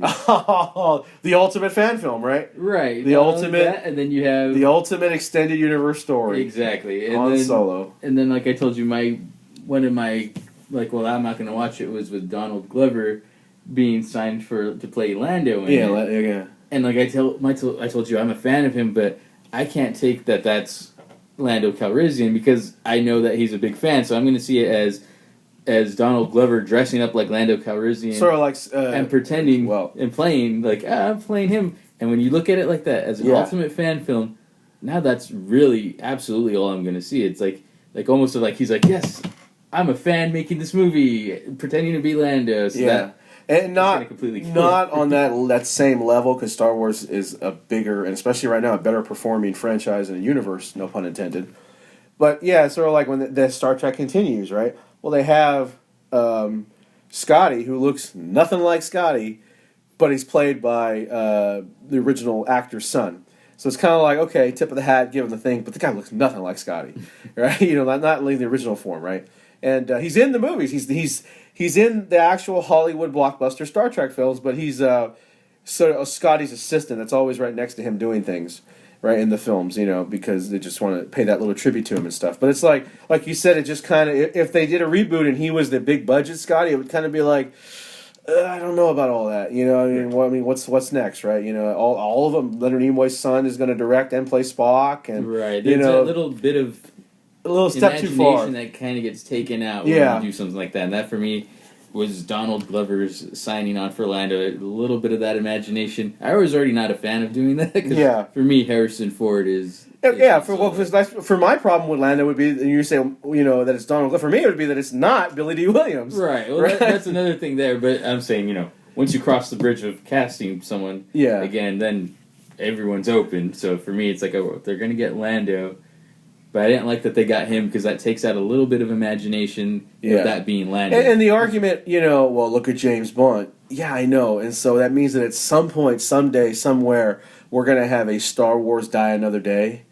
We're going to have a Star Wars, name any of the Roger Moore movies that people love to hate on, right? Ice skating to the Beatles or whatever he was doing or something, right? You're going to have this. It's going to happen. It's the Prometheus thing, right? A king has his reign, and then he dies, right? It's inevitable. It's that thing. Star Wars had its reign, and if you keep this going, it's inevitable that you're going to hit the wall, right? There's going to be a negative return. The budget's going to pull back, economy, something, absolutely. And then all of a sudden, if it's the Han Solo movie, you're just like, oh my God, Han's. I don't think it'll get as bad as Batman and Robin, but if it does, man, there'll be a big piece of people like a big piece of me and you and other people like us going to have a big piece of us die inside if there's a Batman and Robin, sing Chewbacca speaking or something, right? Making everybody dance, the little Chewbacca slippers on or something, right? Well, a big part of me wouldn't die because I wouldn't have watched that movie. Listen, you think, but I have not seen a single frame of Star Trek Beyond, and it's still killing me. It's stabbing me. That movie is like me on the freaking... Man, just like, oh my God. Like, yeah, but anyways. I hope it doesn't happen. I don't want you to have to go. I don't want any Star Wars fan to have to go through, because I've seen what that is with Star Trek for me, and it's just like, oh my God. It's bad enough to have... It's inevitable. Yeah. The way it's going right now, that's a big part of why I didn't want to support the idea of making Rogue One or the Han Solo movies, because they're pushing it too far, I think. They're going to overextend that reach. Right now, everyone's like, yes, because there's more Star Wars. But their plan, won't be a time when there's not Star Wars. And I think one movie a year. At a certain point, one movie a year. The TV shows. Star Wars isn't going to be. It's Star Wars. It's just going to be Star Wars. Yeah. Well, Star Trek did it. Star Trek went through it. When the prime years of Star Trek was the TNG, DS9, Generations was coming out. Voyager was on. I remember buying a book that I think it was in that time period. I think because I know they had these concepts for Voyager. DS9 was on the air, TNG was on the air going into Generations, and Voyager was coming. And then not long after that, it was all over. Yeah. And it was sad. You hit a certain point, and eventually people stop going. It's like, well, there's another one. Yeah. There's another one of these movies. I'm not going to, I don't need to watch this one. And that's kind of why, for me, it's like, just leave it at the episodes. Yeah. It was already like, when he's saying they're going to keep doing them, I'm like, now you're going offside of episodes too, so now you're going to keep doing those, and then on top of that, all these other movies and that. Yeah, because the other it's going to be so massive at some point that it's like, and I guess we're old fogies here in the old folks' home, right? Like, remember when all these people we used to read the newspaper and have lazy Saturday mornings, right? And they're just like, these kids will never know that, right? They'll never know what it's like to have the 3 Star Wars films. Yeah. And then they'll never know what it's like to have, 5 going into 6, and man, it's coming to an end, right? They'll never know that because they're, like they said, they're literally, which again is bad because all these theories that we had, we were talking about, we've talked about the Rey and Palpatine and my theory that she's a Luke Skywalker clone and stuff, right? Well, it kind of doesn't matter because they could have her turn evil and do the original Return of the Jedi. There was a story meeting, and I don't think it was that big of a deal, but it was a story meeting, and I think Lucas was kind of going along this thread, and he was telling the writers and everybody, and because everybody gives Lucas crap, right? Well, Lawrence Kasdan was in that meeting, right? This guy they worship. There was another producer there, the guy they worship. Oh, they were the key people. Well, when Lucas said, and then, Luke is going to pick up Darth Vader's helmet, he's going to put it on, then he's going to say, now I am Vader, and I will crush the rebellion. And it was Kasdan or one of the producers that went, yeah, that's the way it's got to go. That's the way it has to end. Right? And it's just like, and you do that in story meetings. Heck, we and you have done it in the parking lot talking about this comic book idea I have, just going all over the place, right? And it's changed 100 times in the back of my mind. I'll keep on track with what me and you talked about because that's a production thing, right? But in the back of my mind, I'm still thinking, what if it's this and what if it's that's changing, right? So, that's sort of my little defense of Lucas because I will always defend George Lucas. I think it's the height of insanity and hypocrisy to criticize a man, that pioneered the technology that they were able to use on Force Awakens and Rogue One to make everybody so happy. If it wasn't for him pushing the envelope and doing what he did and building Lucasfilm and ILM with what he did, with what he had to do with merchandising and putting Jar Jar Binks on toothbrushes and stuff, right? As despicable as you might find it, that paid for all the joyousness you have now. So I will defend George Lucas, to the end of time there. I mean, I wouldn't have those Star Trek movies that I enjoy so much if ILM wasn't doing those effects, if he hadn't, pioneered that stuff, right? We wouldn't have the Wrath of Khan without ILM, So, anyways, it's my little speech now. I'll get off my stump here. Make fandom great again. Whack! I hit in the face with a tomato. But, okay, that might be a separate rant I cut out. I got going there. But, anyways, back to what we were talking about. Kind of off topic. I know, I forgot too. But no, it's every year thing now. And then there's going to be, because Rebels is on. I remember leaving when I left Force Awakens. The premiere night or whatever that I saw it with my friends and their family, it's like, in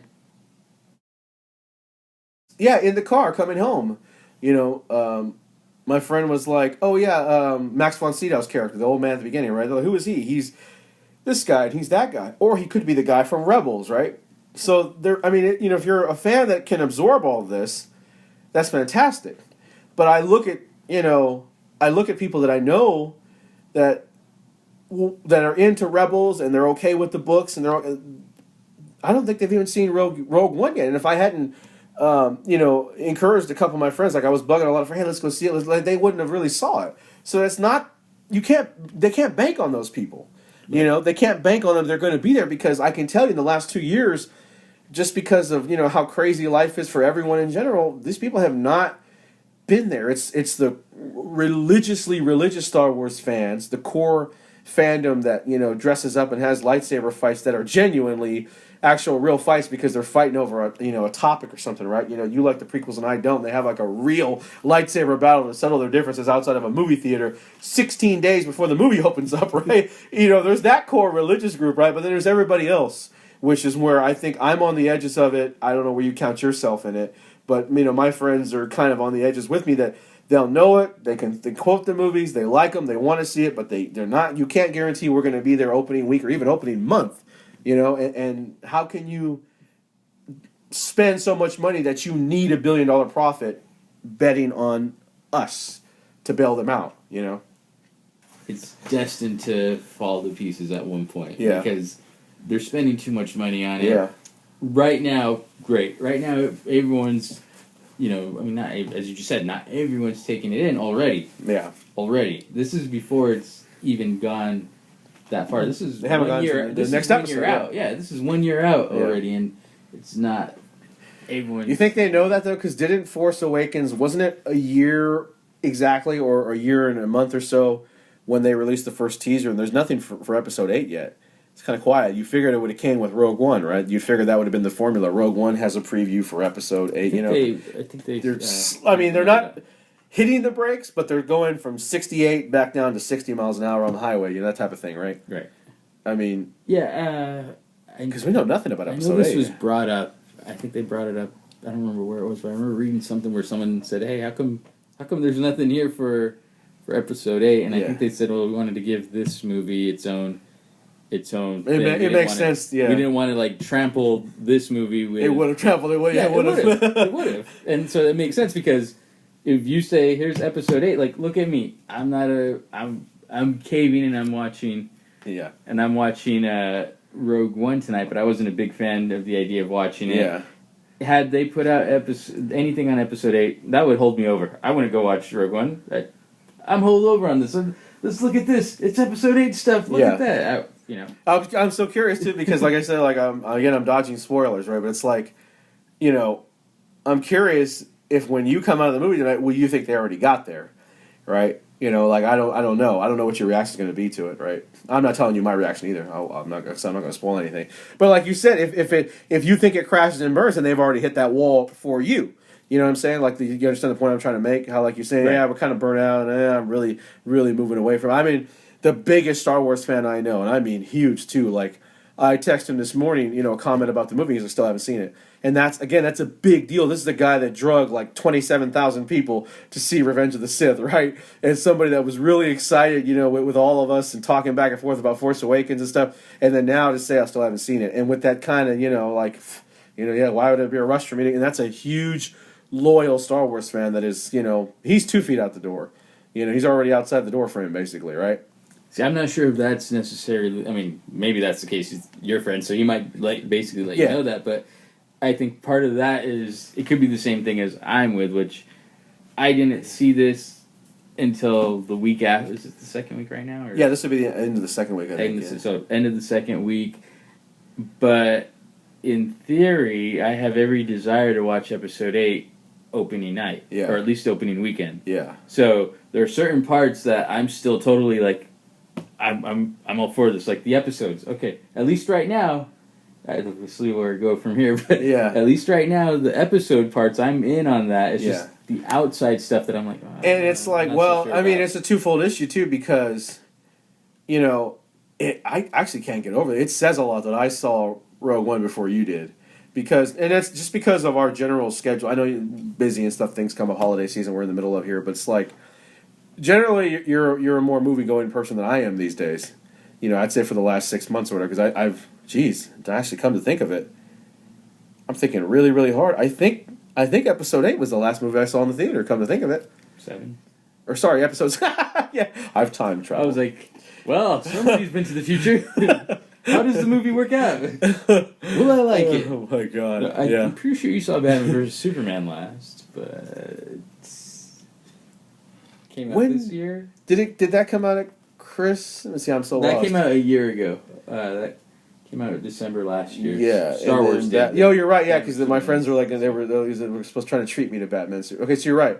So then it would have been though. Then it was Civil War in theaters or. You're embarrassing me. Stop. Know your history, friend. So know your own timeline. New subject. No. So Civil War then. Hey, I'll tell you what. The last one. Episode 7 was the last Star Wars film I saw. It was a year ago, man. This is my bailout. But still, Civil War. They're gonna be like, did you see Deadpool and not Deadpool? Doctor Strange, all this other stuff, right? Yeah. No. Okay. So it was Civil War then, man. But that was like. Well, I'm glad I wiped that. I'm really glad I wiped that off my slate last night. Jeez. That's why I didn't go to the movie. I gave up on movies after that crap. No, but and the thing is, though, is that I told you I had to reschedule. I would have saw it a lot earlier. I would have saw it a couple days ago, or I think it was the middle Wednesday after it opened. The week after it opened, that Wednesday, I was going to see it, but I had to reschedule that. So again, I would have, and it was sort of like an energy in me, like, okay, just go get out of the way. Yeah, okay, go check it out, right? Because I had come down that I already kind of decided to like it, quote unquote, before going into it. You did. We had that argument. I warned you. You did. You don't do that before. Yeah. Again, this is the non-spoiler spoilers or whatever. But it's just Yeah, I'm stopping myself because I keep wanting to say something. I'm just like, but I'm just curious how you're going to I mean, hypothetically, right? And again, I'm not trying to tip you one way or the other because, you know, I don't. Even though you probably might think you have an idea of where I stand on it or whatever. If you see it tonight and you think this was a train wreck, man, like, oh, I can't do this, man. I just can't do it. Then would that have already hit that wall for you where it's like, yeah, I'm all in with episode 8, but it's like you're hanging on the edge, you're hanging by a thread in episode 8 to even come back, you know, to passionately come back for more Star Wars after that. Would that be where you are? I would say probably, because the way, I mean, I don't know for sure what your views are on Rogue One. Yeah. I have a general idea of what I think it is. Yeah. I have a couple of friends who also saw it different times. Both of them thought, well, no. One of them thought it was okay. The other one hated it. He actually came in the next day. He went opening night. Yeah. He traveled to Hanford to go watch it because he doesn't like crowds. So he was like, nobody's going to be in Hanford. So he went to Hanford. And then he was really shocked, by the way, that I wasn't watching it. Yeah. He was like, seriously, like, you're really not watching it? I'm like, no, I'm not watching this. I'm not watching it. He was like shocked by that. He came in the next day, and he was like, the movie was garbage. Oh, man. Now he also is saying that he thinks it's going to be a reverse, that it's probably not as bad as he was making it seem, because he thinks he has the reverse effect as he had for Force Awakens. He came out of Force Awakens like, this movie was so great, Yeah. this movie was so great, then watched it again, and it's like, you know what, this movie's not so great. Yeah, you know, people have done it too. They pit the two of them against each other. Like, I saw a lot of people that were like, you could tell there was a bit of anger behind, and they were tweeting. You could feel the anger. How they were just like, "Now this is pod racing," kind of, you know, the inside joke, right? About now this is Star Wars, right? And you know, I think somebody actually said, "Now this is pod racing," and by that I mean this is Star Wars, so much better than the Force Awakens, and I want to see Rogue One and blah blah blah. And so like, I had a little bit of extra hype. I try not to pay attention to it, but I saw all the reactions to it were like through the roof, right? So. I did roll my eyes the same way you do when somebody out there was like, "Oh yes, it's the new Empire Strikes Back." Come on now. It's like, all right, now let's not get carried away now. So for me, I think I kind of feel like I already know where I'm going to come out of it. I'm not going to hate it. I'm not going to love it. And the ultimate meh. It's just going to be there. Yeah. It's not going to blow me away. I'm just going to be like, okay, some parts are cool. This is worthy, And I'm standing with I don't think they should have these extra little side movies that they're making. And you feel confident it will validate your idea that these are just totally unnecessary. Yeah. They shouldn't do them. Right. And then as far as being on the edge, well, that, as I said, for me, Star Wars, despite what they've changed, Star Wars for me was always the Luke Skywalker story. Yeah. So I'm always on the edge based on what happens with Luke Skywalker. Yeah. Now we saw with Han Solo, they have no problem offing. So I'm not trying to make the gender comparison here because it might come across that way. I'm not trying to put you in a trap question, but it's like, would it be the same if they say, okay, Superman is going to take a long recovery coming off of Batman vs Superman, so we're going to replace Superman in the Justice League films and. You know, with some of the Superman stories, we're going to do like Brainiac and stuff, but we're going to do it with Supergirl.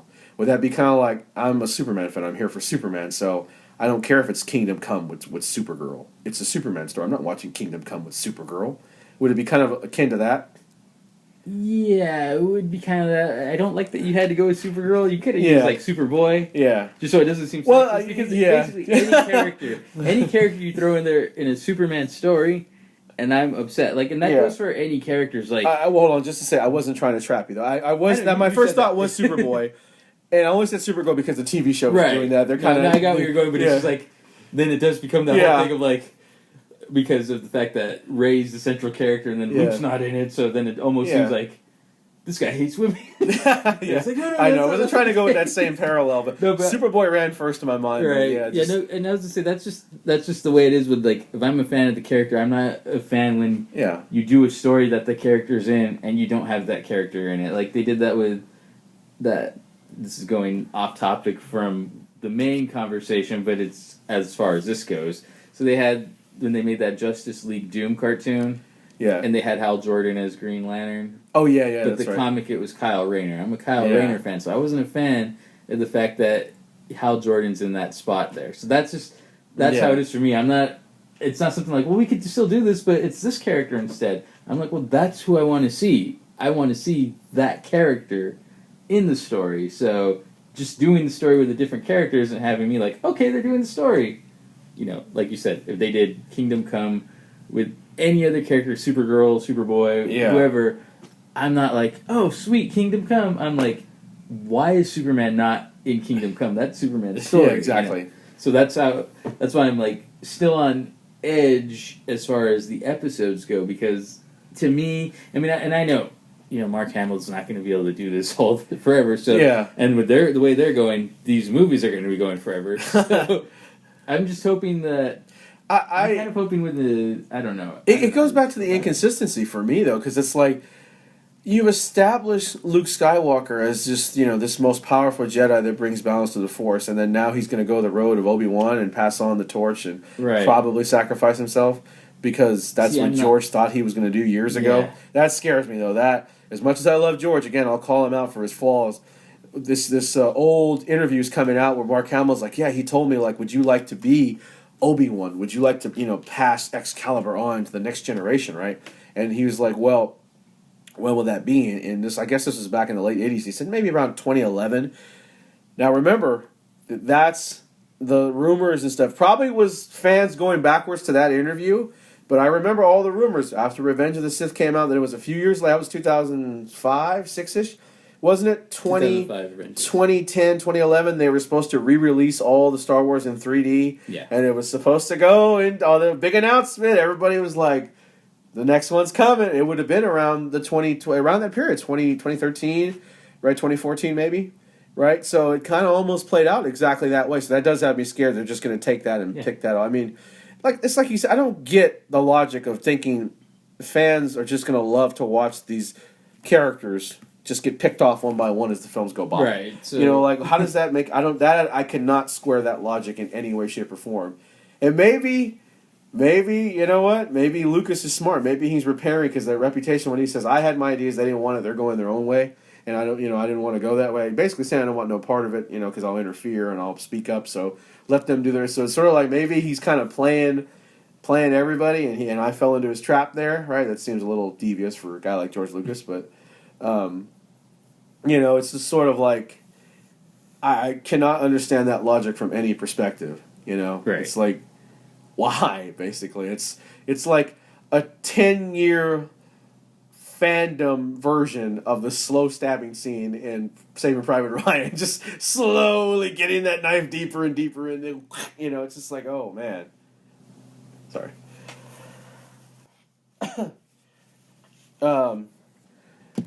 So, I mean, the thing with Rogue One, though, is like, I kind of, even though you asked me to spoil one part so that you knew what to do about a certain situation, and then I thought, oh, okay, yeah, that's not a spoiler for the film, but then the way I answered it kind of spoiled my reaction to the film, right, is because you asked me... I already had the idea of what it was, and then when you said that, I was like...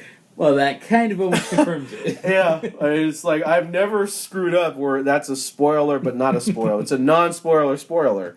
Because you asked me, is there an after-credits scene? You know, so, like, should you stay to see... And I was like, honestly, I don't know. And I was like, oh, crap, I just gave away that I didn't stay to the end of the credits. Yeah. Like, I bolted out of the theater when it was done. The impression I gave away there... Well, I mean, I'm sure that's what you had to think. I was like, man... Oh, absolutely. Well, I think I walked out before it ended, you know? I thought either there was three things. Either you walked out during the credits because it was like, you walked out during the movie because it was like, or you were asleep because it was like, It's over? What? Yeah. So the other thing was, it wasn't so much I was asking to see if I should stay, because I'm going to stay either way. It's just, for me, that will be another thing of, like, if they have a post-credit scene, I'm going to be upset. Like, yeah. I mean, I won't be surprised, because the way I've heard everything about this, it's not Star Wars. There's no opening crawl. Yeah. There's no Williams doing the music. So it wouldn't be surprising if they do post-credit scene, but that's one of the things I was fearing for Episode 7. I was fearing post-credit scene because it's all the rage these days, so let's do one. Yeah, again, my lips are zipped and sealed like the little girl used to do on Full House, right? But, again, I'm trying to I'm not trying to be so clever. I outsmart myself, you know. Spoilers. Darth Vader is in the film. What? No, I'm just What? kidding. You mean this merchandise that I bought for you with him on it is official? Yeah. So it's like, that would be messed up. They market it. Well, they did that for Revenge of the Sith, right? Marketed a Darth Vader, and like he's barely in it. Well, I mean, I guess he's in it, but the Vader that we know in the suit. Well, you got to give them at Force Awakens, I guess, at least some credit then, because they didn't have Luke Skywalker on anything. So, you know, it's not marketing that Luke Skywalker and then he's only there for that brief moment. Blasphemy, sir. Oh, I get what you're saying. Yeah, no. I was going to say, there's no way to justify. No, I'm not saying justifying that they did that. I'm just saying, at least they didn't market out of him and then give us that. I go back to my mom when I stopped by her house and she thought I had bought the film. She's like, "Oh, yeah, let's watch it. Oh boy, I can't wait to watch Luke Skywalker fight that new bad guy." And I'm like, "Yeah, me too." God, that was just freaking. That was the most depressing moment I've had in a long time.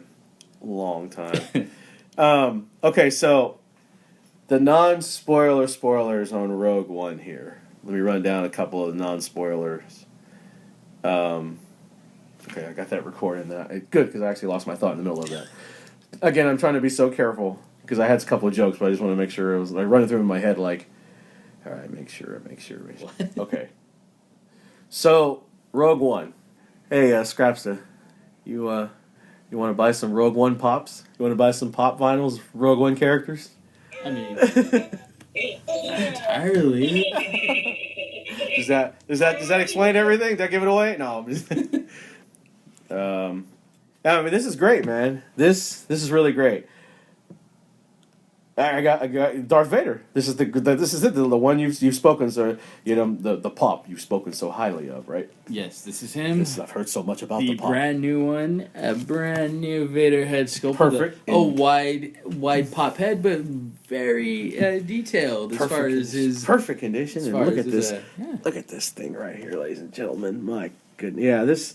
Because I remember you were telling me, and I was like, "Yeah, I bought the Darth Vader pop vinyl, man. It's a pretty sick one." And you were just like, "Oh, is it the Rogue One version?" And I was like, "Wait, what?"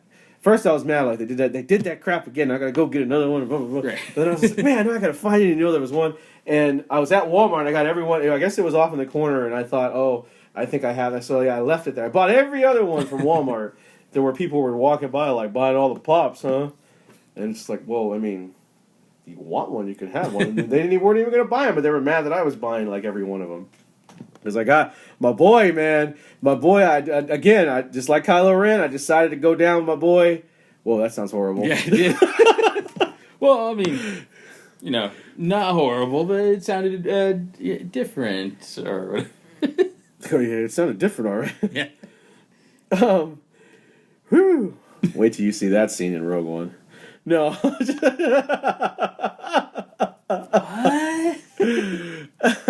Full on, just graphic sex, full on 3D. Two guys in a droid. Uh-oh, I'm back on that train again, aren't I? So yeah. Papa Palpatine, now. Allow me to introduce you to my little Sidious. Oh man, that's crazy. Did you know that was a girl, the bald-headed creature that's next to Emperor in Sith? The bald-headed person character, totally bald, pale white, and that like long suit. Do you know that was a woman? I thought it was like kind of like an automaton, like sort of like not like sort of like a servant or something, right?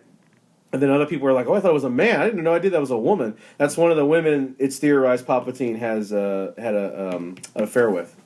I don't remember who that is, so I don't remember if I knew.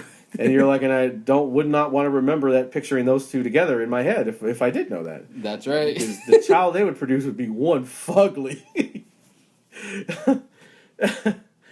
Jeez, your name would be holy shit. Sorry. That's female. I knew. Oh, okay. I never. I guess at first I thought it was like an automaton, and then I figured, well, I guess it's a dude then, and then that was one of those like I had an Ace Ventura moment where I had to go like plunge my mouth and shower and cry and burn the clothes out when I found that out, because the first thing I thought to my mind was, oh my god. Yeah. So, anyways, the pop vinyls, man. I'm in love with this Rogue One line of merchandise. I do have to admit that, and that. Again, not spoiling because you haven't seen it yet, but the film did not affect my opinion on the merchandise. I think the merchandise for Rogue One was pretty good. I think the advertising was pretty solid. Like total opposite of Batman and Superman, that was just like all over the map and then non-existent in some areas. But it's like this was like I thought it was pretty good. I got to get me another Death Trooper though. There's Death Troopers, man. You know, that's the kind of thing where it's sort of like the Peter Griffin thing. Oh, sorry. Yeah. The older I get, man. But yeah, the pop vinyls, man. And I got... I'm not going to collect everybody because I'm not a big fan of everybody. They have a Scarif Stormtrooper. Now that I know what that means, it's kind of cool.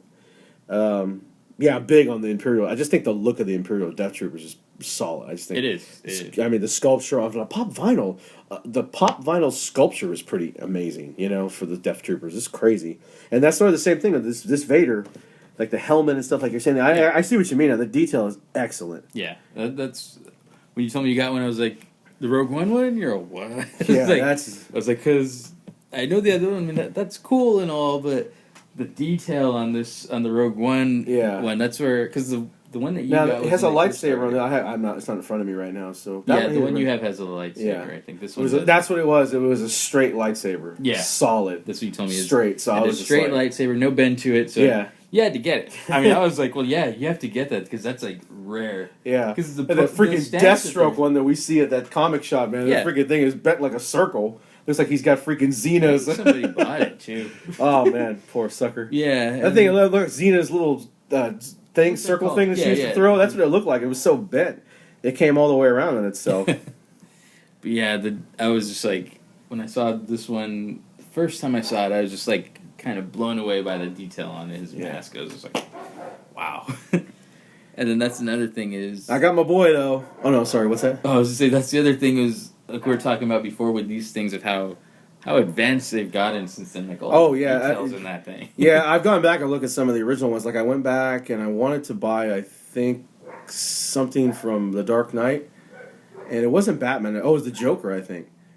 And no, I could be wrong, but it was something from an older franchise, and it just the quality wasn't very good. It definitely wasn't good enough for me to be like, okay, I'm gonna buy this or whatever. So yeah, I've kind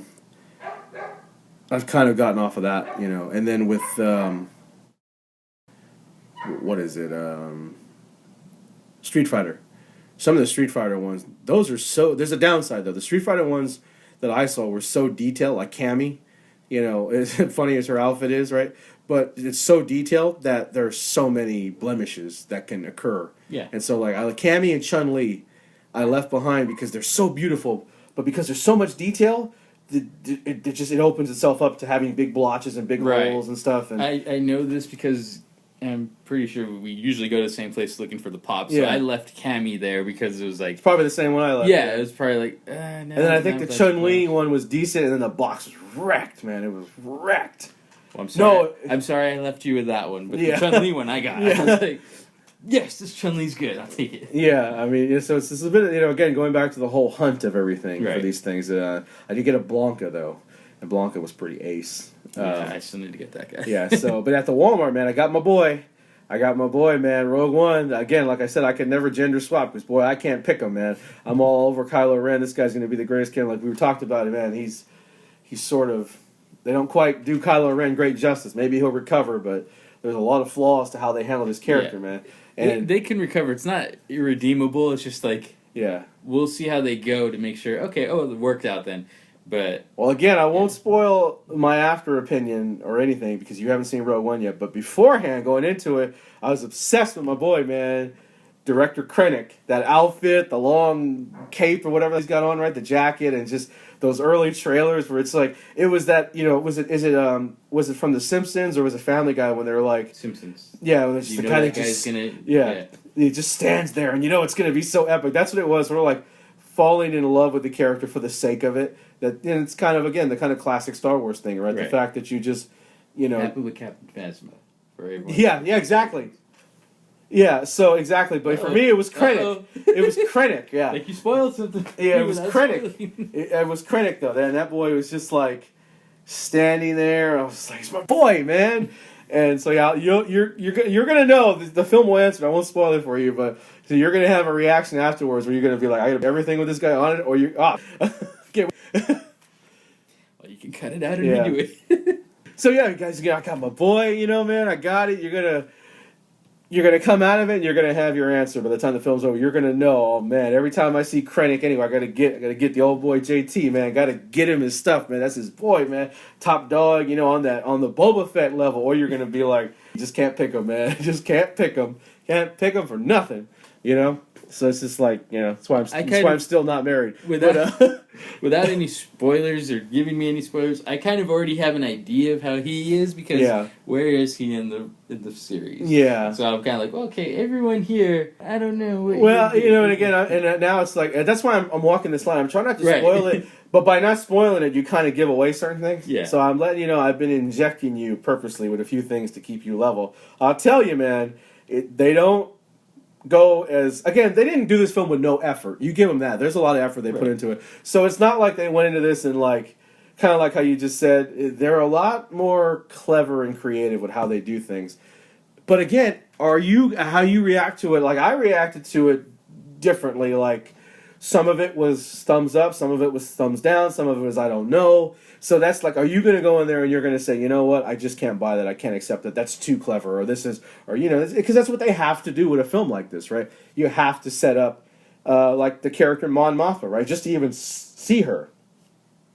And then when you see her talk, right, you're either going to say, okay, I'm into it, it doesn't bother me, or you're going to be like, nah, I don't buy it. So, I mean, they're in that trap no matter what. Right.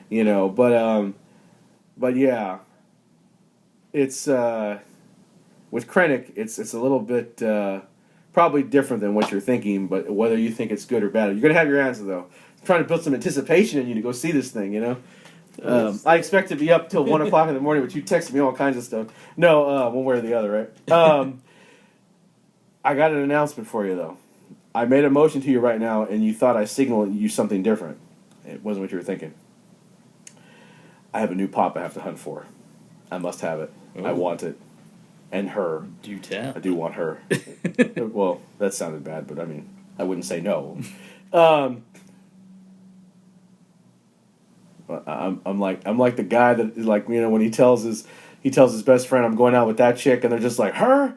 No. It happened, man. It happened. I'm a Team Phasma now. I'm pro Phasma. I'm on board with Captain Phasma. Okay. If I could show the audience the look on your face, like a little bit of like, I want to hear more, but at the same time, like, who cares? She's insignificant compared to the characters of the four. No, I think I got her character finally. And I think I understood it, and now I like it.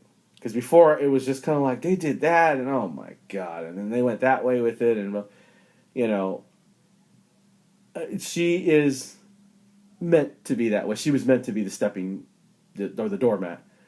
I think they intentionally went for that with her. And there's no other explanation for it, really. But I think they did a good job because, and this is one of those things where sometimes you watch a movie over the years and your opinion changes about this, that, or the other, right?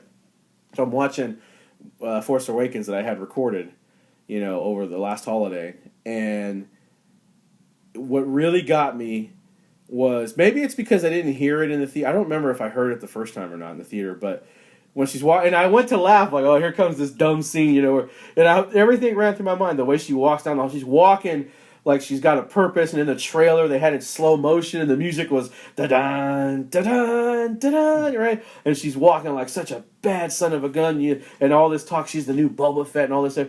And then what you don't know is what happens in the film is a split second later, Chewie just like jumps on top of her. But it's straight up played for comic relief because Chewie's just like, roar, and she's like, bah! Right? And then the other part is when he goes, trash compactor. It's the way she turns her head, like, whoop, like, and, like, I don't know, like I said, I don't know where this came from, but I saw it and I was just like, like, laughing, like, oh, that's so funny, that's so cute. You know, she turned her head, like, hey, like in her helmet that has no facial, I saw a facial reaction in her little moment of acting, and that sound effect, of course, is what does it. But just the way she zaps her, because it doesn't make a sound effect. Those helmets don't, unless you're taking off. So for her to whip her head around, so I was like, and yeah, because it's like, where can we put her? But she's, she's talking trash to him too, right? Right. You can't be so stupid as to believe, where are we gonna put her, right? The trash compactor, and she turns her head like, zoop, like, huh? What? Hey, right? So like, I think they set that up purposely. I think it was intended to be that, and now I think it's sort of like I kind of like Data in Star Trek Generations when he's like, you told that joke 8 years ago, and I just got it. I kind of think I just got it the other day, and now I'm like, okay, I buy it, and I like it. Thumbs up. I'm all down for Phasma, the useless idiot. Like, and not like she's a great character now. No, it's more like, okay, she's a useless idiot. Okay, I buy it. I buy That's her. cool. All right. I Like buy that, her. okay. I buy her as being the dummy, the ragdoll. She'll probably get destroyed in the next film, like absolutely wrecked, right? Like run over by like. Absolutely stomped on and run over by an AT-AT-AT to get it right this time, so we don't got to go through what we went through Civil War podcast. Anyways, I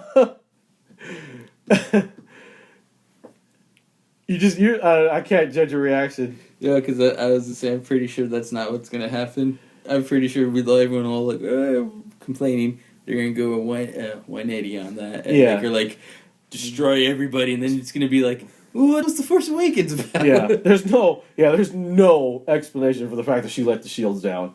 None, Yeah.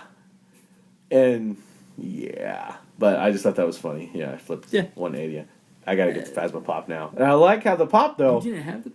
I didn't have... I like how, because I was on the hater train on Phasma. Oh, okay. But I like, when I looked at it, it's like... It's sort of grayish. There's like a kind of more of a gray tint. I don't know if they made several of them, but the one I saw one time, it had sort of a more of a grayish tint to it than necessary. Because I guess it's hard to get that kind of bright silver on a pop, right? As much as she is in the film, but so I thought that was great. With that, Could have saved me a couple of bucks if I known you didn't want to. This was the $21 markup. No, it was not. Okay, one more subject on Force Awakens. I remembered it. And then we talked about. I think we had touched on the fact that almost everyone has said they screwed up the Han Solo death.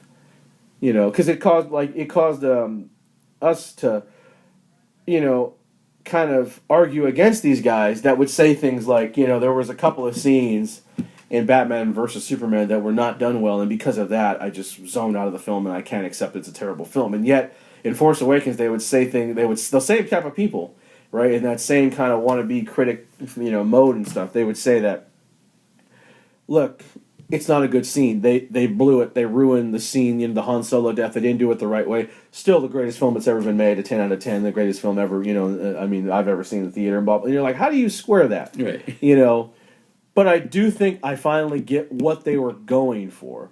I think I was just so disappointed in the movie overall and so angry over the Han Solo. Those two things were neck and neck in the theater that it didn't really register for me until I watched it again on television. It's like, okay, they went for that kind of dire, not really happy angle, right? So, and I think they purposely ratcheted that up to really bring that pain and sorrow for the characters and for the audience home, because, man, does it really just, in the opposite direction, go overly freaking cheerful and, cheery and everything, right? When R2-D2 wakes up and they find that the music, the mood, everything, Leia dresses up, all, May the Force be, all that stuff, right? Like, they cheer the Millennium Falcon going away and everything. It's like, man, because they were really trying to play up, we're down in the gutter, and then now we found Luke once again, sort of our hope for the rebellion and stuff, right? I think that's what they were going for. I mean, did that come across to you right off the bat, and you still just didn't buy it, or have you ever noticed that? No, I did. I don't think that whole once they go there, once Han and Finn and Chewie go there, I think that whole end is not. Everything after that, it kind of goes down. I get that they were going for that, but Yeah. for me, that's too small of a space to do that. It's Yeah. like, oh, the absolute worst of the worst. And we found Luke, so now we're rising back up. It just felt too short for that to work good. And then I hated the fact of how he just stabbed and Yeah, from the moment the moment Finn goes, what are you doing, Solo? What's this? What's that? And he's moving his jaw up. What's that mean? When he's trying to motion his head right. From that moment on, the film is screwed. Totally screwed. Beyond the point of redemption, in my opinion. Just because they actually had that take place. And then it's sort of like, it was like Wile E. Coyote cartoon bad. That, where are we going to find her? We get into like the forced perspectives to this tiny, she's way off in the distance. So this tiny Ray in the background is climbing above his shoulder. And then he motions with his head, and they make a joke out of the motion. What are you doing? What's this? Huh? What's that? I was just like, what the? Come on. Oh, man. What moof milker? What moof milker wrote this and approved this? So, yeah, that's, like I said, just kind of the general thought on it, where it's like, yeah, again, I think it stayed virtually the same with me. I'll notice different things and pick up on different things, but it's sort of like I thought that was already done okay or well enough, so I didn't all of a sudden see J.J. Abrams, or see the movie again and think, oh man, J.J. Abrams is more brilliant than I thought, or he's worse than I thought. I thought it's kind of more the same. You might notice a couple of different things, like there was one unbelievably complicated, unbelievably mind-blowing camera movement. That's it's a directorial thing if you're a film fan and behind the scenes type of fan, and it's when the camera's panning out to see the fighters are fighting against the defensive ships and they're trying to take down the shields, and then it pans away from them to go behind the window, so it comes inside the window of the Starkiller base. I guess it's the bridge or whatever. Then camera then turns over to the Weasley brother, and then zooms in on him, and then zooms back again. It's like, that just went from special effect to a real set to on a real guy to, it's just like, that's Abrams at his best, moving the camera, and to make this scene that in any other movie it could kind of make you go, this is getting kind of boring, it's getting tedious, to actually, I realized, it just kind of keeps you, because you're watching what's going on, you're trying to track your eyes with the camera. Right. So zooming in and panning out, all that stuff, and then moving and turning, and then you realize he just went seamlessly from effect to reel to effect and back to effect. Like, holy crap. Like, and that's Abrams at his best with his team of guys, the type of things he works on. That's what he does best, which works a lot for him because it makes what could be a mundane, boring sequence have a little more energy. It keeps the energy level going, but it doesn't make up for the rest of the film that's all over the place. And, the fact that it's just, in so many ways, unfortunately, I felt just too bogus. Right on. Okay. Okay. Good. Did you have any other ideas that you were going to touch on, or? No. I think we got them. Okay. We got them. Let's try this. I know we didn't, though. I know I'm going to leave and be like, no, this! Yeah.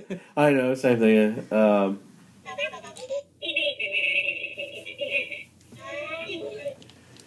Oh, man. Okay, well, Rogue One is still fresh in my mind. Was there anything else that you needed me to kind of like halfway spoil or let you in on or anything? I don't think so. Because the after credits, one more thing I thought about. When I did research it, though, there was a few people, more than a few, there's about 12 to 15 people who said that it has an after credit scene that plays in different markets. So that's interesting to me. It doesn't seem like something they would do, but at the same time, it has happened before. Yeah, I know that. For some reason, you know what I think? I think we get what's left over from L.A. or San Francisco market. That's why we get a lot of the cool stuff, like a lot of Inconvenient Truth, and I think this Jackie Kennedy movie were in limited release. Because I thought that movie bombed. I said, did they pull it from theaters? It wasn't playing here, and I looked at the opening day. The opening day numbers was like $6,000, and I was like, oh my god! And they were like, oh, it was a very limited release. But it played one showing here, and that's like it also played in the Bay Area. So we must have got their leftover cuts down here. It's not that far to ship them. So I don't. That's one thing I was going to add. I remembered. I don't know what to tell you. I mean, if you're going to sit there, sit there anyway. No, I was just there to know if I'm going to be angry or. Oh, okay, yeah. Find out if I'm going to be angry. Well, you're not going to care then when you see Ray in the test tube. No, just kidding. Oh, man. So that's why I said I figured it out, because it's there. Well, it's better than a test tube in Ray. No, I don't know. I've just been on a roll. Might as well.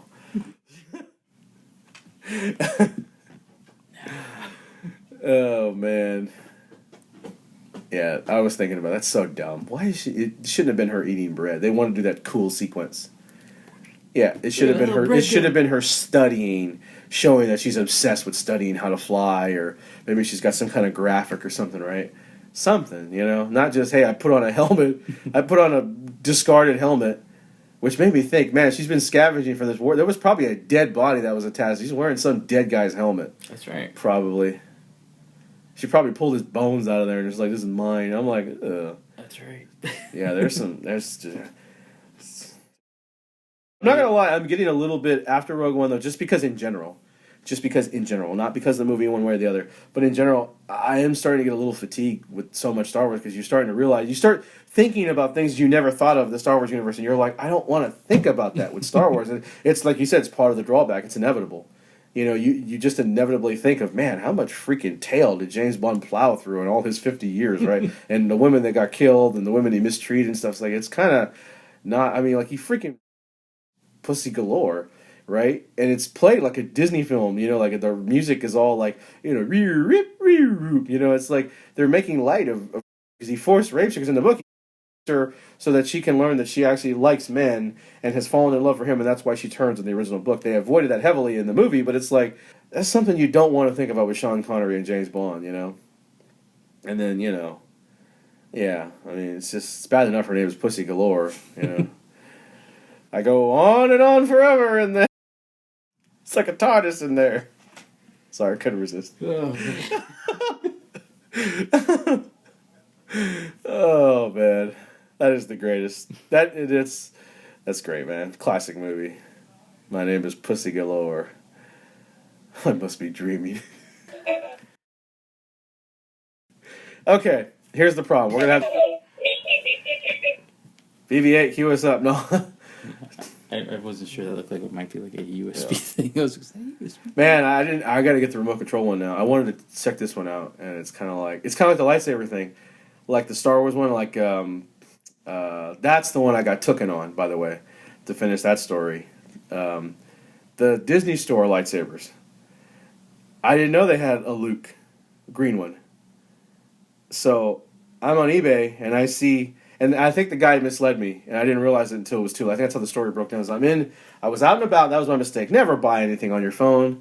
Never, ever. Just take the time to go home. Just do it, right? Because, it was the Disney Store Luke Skywalker lightsaber. And the way he took the picture made it look really close, like the what is the one, the Black Series or whatever it's called, right?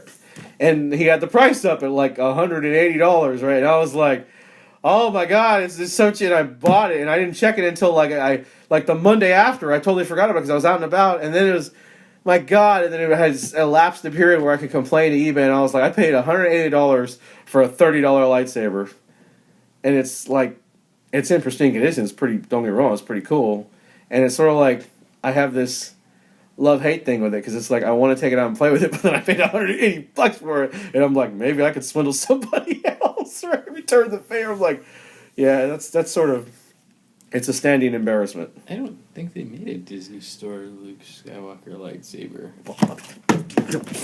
Wait right there. No, wait right. Yes, you see, I've been expecting you. This is Luke Skywalker's Kylo Ren. Oh, Emperor Palpatine. You turn around, I was thinking right now, too, you always think he's just watching the Battle Out in Space. Truth is, he's got the bald girl servicing him. Oh. That's why he's like, yes, yes.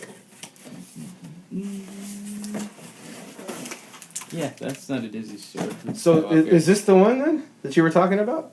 No, that's but it's not a Disney Store one. Okay. That is a Disneyland one. It's a difference. I cannot go to the mall and get that thing. You're telling me the difference is there's a Disney store and a Disneyland? Yeah, that's the difference. That you can get that at. You have to go to Disneyland or. It's basically a Disney park exclusive. You see what we can both agree on, though. This is not worth $180. No, yeah, it's not. It is cool, though. Yeah, Oh, man, that fire-up sound, right? I know. When he's in the forest in Endor, right? Remember he falls off the thing and just laying in the bushes and then... Oh, my God. Exactly the way I'm holding it is exactly the extension of how that scene excites me. You know, just... When I think of Luke Skywalker's green lightsaber, just want to let you know. It's exactly... Yep. When they say, oh, it must be an extension, I'm like, it absolutely is when it comes to Luke's green lightsaber, okay? I saw Jedi first. I'm a child of Jedi.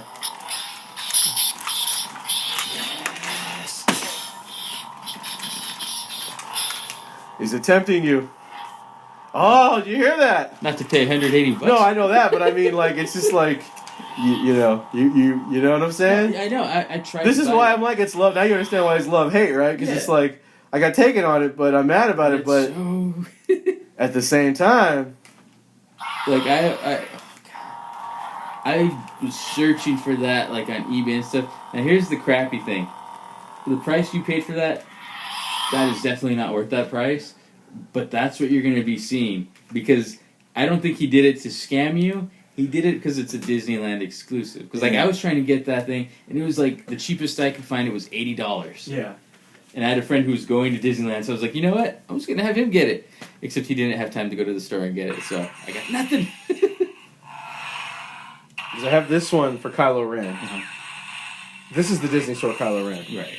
Okay, then I had the Toys R Us. When have I... Well, may not.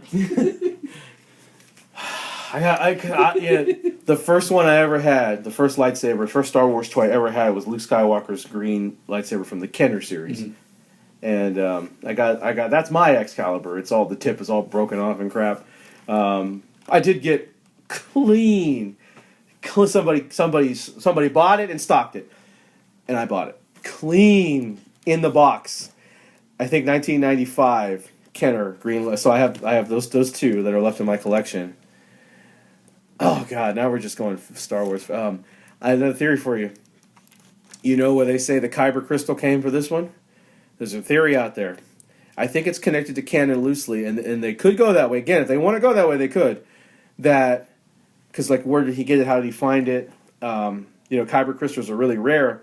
That'd be a big chore for Luke to have to go through between Empire and Jedi, right? Right. So,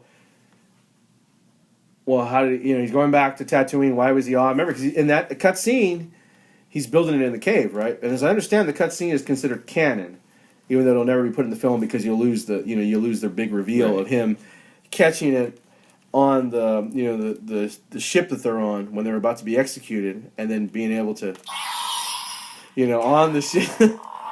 Dun, dun, dun, dun, dun, dun, dun, dun. Boba Fett, where?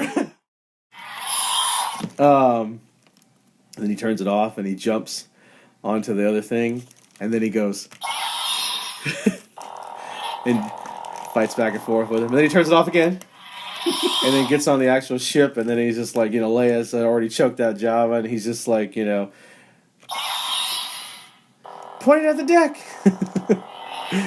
Anyways,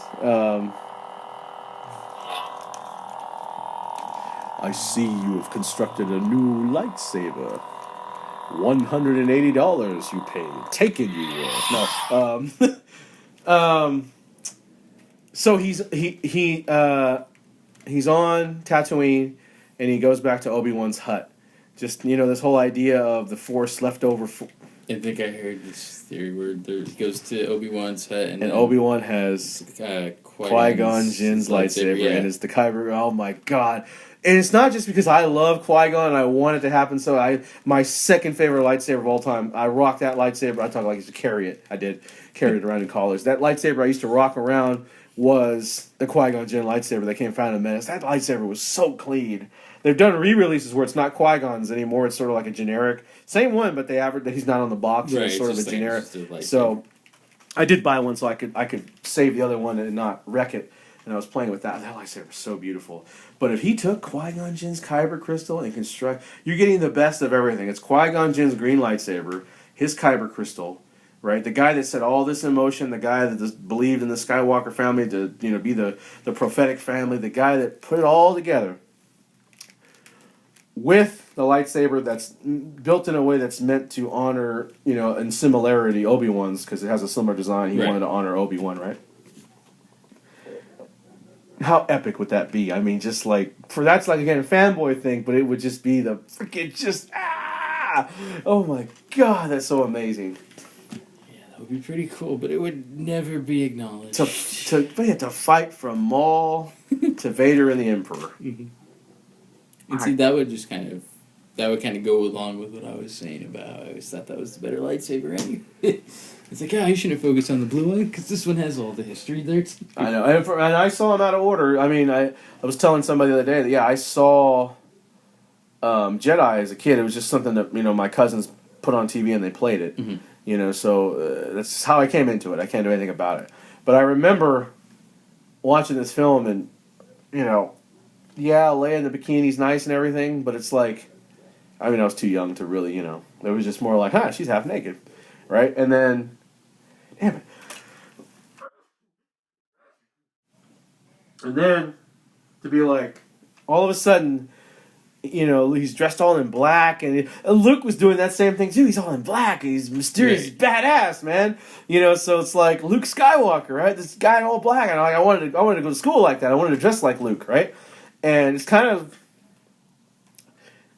still inspires my outfits to this day, sort of. But anyways, and then he gets on the boat, and R2-D2 shoots his thing out, and all of a sudden, and I was like, what is this? Like, I don't know what this is or what's going on, but I want more of it. Give me more of that, holy crap. So I did have the reaction everybody else, lightsabers and all that, but a different perspective. And so I think I wound up seeing, I saw Jedi first, because, it was when I was so young that I could only live with my aunts and cousins and stuff, right? Or visit them at their house, and they would play it and sit down and watch this, right?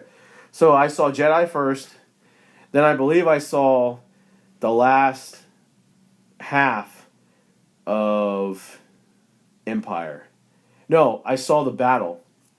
I saw the battle between Luke and Vader in Empire Strikes Back. They played that for me, and that was all I saw, and then we had to leave or something, right? And then years later, when the re-releases came around, 95, that's when I went back from beginning to end and watched A New Hope for the first time, and understood the appeal of Star Wars, and I still didn't like it, still didn't think it was, it took me a long time to really consider that movie a good film and really respect it, right? And then now it's like totally, it took me a long time to really get it. Right. But, so it was cool though, I liked it. And then Empire just blew me away, just holy crap. I mean, that was the first time that a movie came to an end and just my jaw hit the ground like, wow, like I just watched something that will like last forever. Like, that's a masterpiece. I just watched a masterpiece that will live forever. Like that was my first, moment at that. And I was 12 years old, 13 years old. And then Jedi, because I'd already seen it as a Jedi, I just loved it, respected more. And it's the green light no matter what. Even though there are flaws, the Ewoks and stuff, it's this baby right here is what turns the scales for me. Luke Skywalker's green lightsaber. If you're wondering what I'm doing, I'm trying to find that thing on eBay. Here it is for $20. I'd be like, what's it? No. What? No, I said it's actually the opposite. I'm not finding it. Failed, Your Highness. I'll never turn to the dark side. No. I'm a Jedi, like my father before me. Yeah, I'm not finding it, so be it.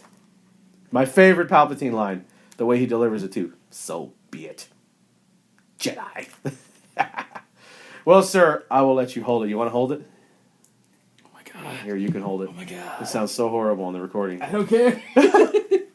Yes. Well, turn it on so that they know it's a lightsaber, not something freaky going on. Yes. Yes. Yes. Yes. Oh.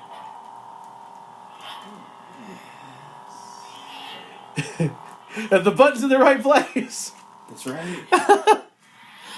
And just think, like how you pointed out, again, the tragedy that we will never see these two lightsabers meet. Unless, she damaged it barely and he's got one, little, cross guard on it and he'll repair it or something, but... I wouldn't say barely, man. Looked like she sliced it looks like she sliced the top of it off, so in theory, yeah.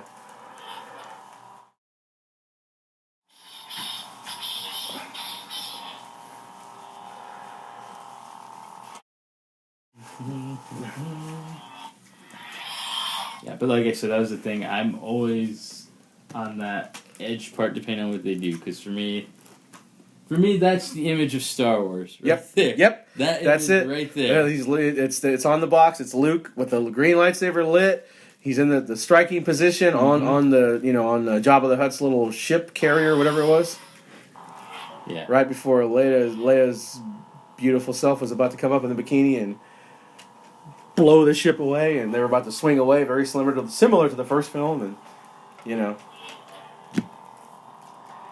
let's go, and don't forget the droids. We're on our way. I think that is the best.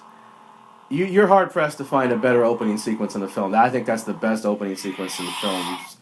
Opening act from that from that beginning. Opens up with Vader and stuff. Right. You may dispense with the pleasant trees. It was Christmas time. Now you can see the Twitter. It's on Twitter. Anyways, don't check it. I got Rogue One spoilers on there. But just that opening and that look is that's just stupid to me, man. That serves a purpose, man.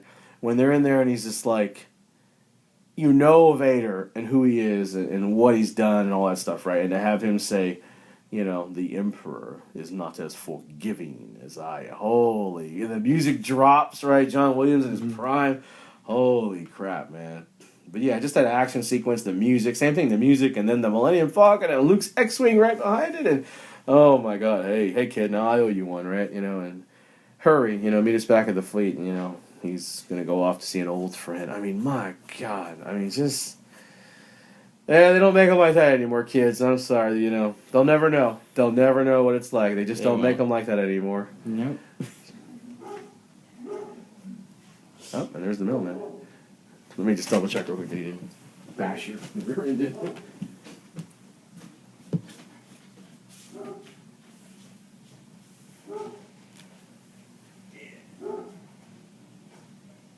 Totally missed you. So anyways, man, he keeps giving me the wrong mail. I've been getting my neighbor's mail for months now. It's not good for her because apparently she's been called to Superior Court. Jeez. But you're not giving it back.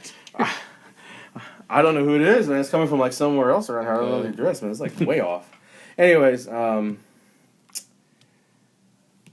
speaking of, they don't make them like that anymore. Indiana Jones. My goodness. Raiders of the Lost Ark. Which, for a long time, I protested watching because I thought Raiders meant the Oakland Raiders, so I'd have no part of it. Until, because everybody talks, Raiders. Right, Raiders, right? You know, Raiders. I'm like, Raiders.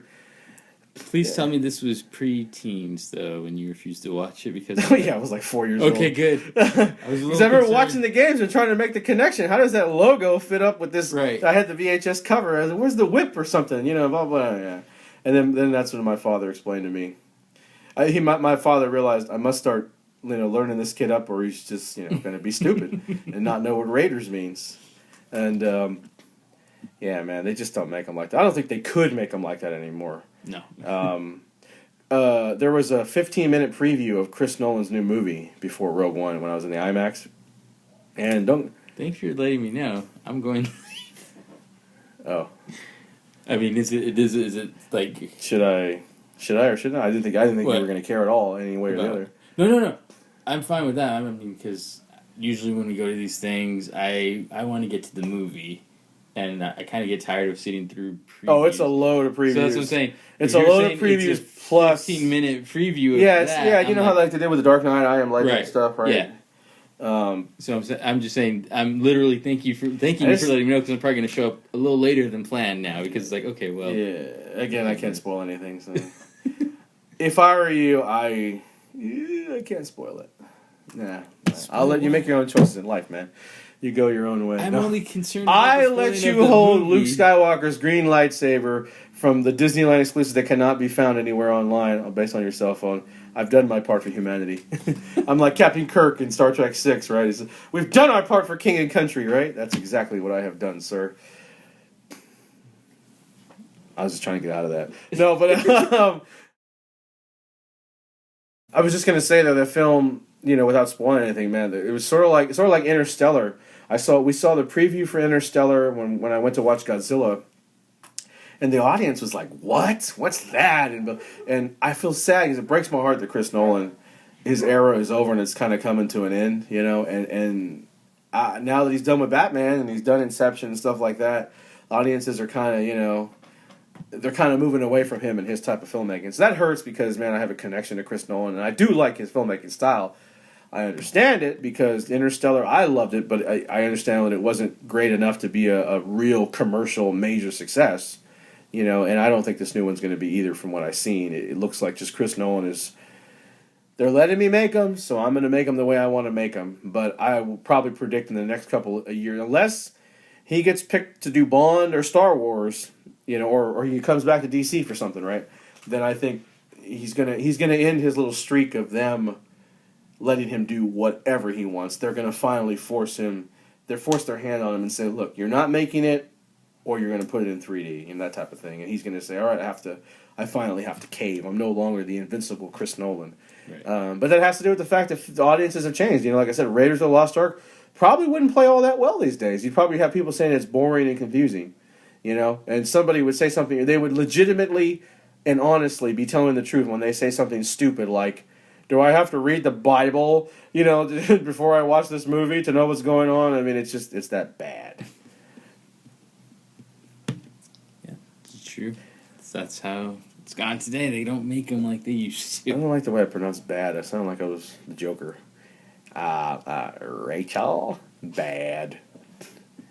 That's my favorite scene in the movie, though, or my favorite little moment in that scene, when Rachel,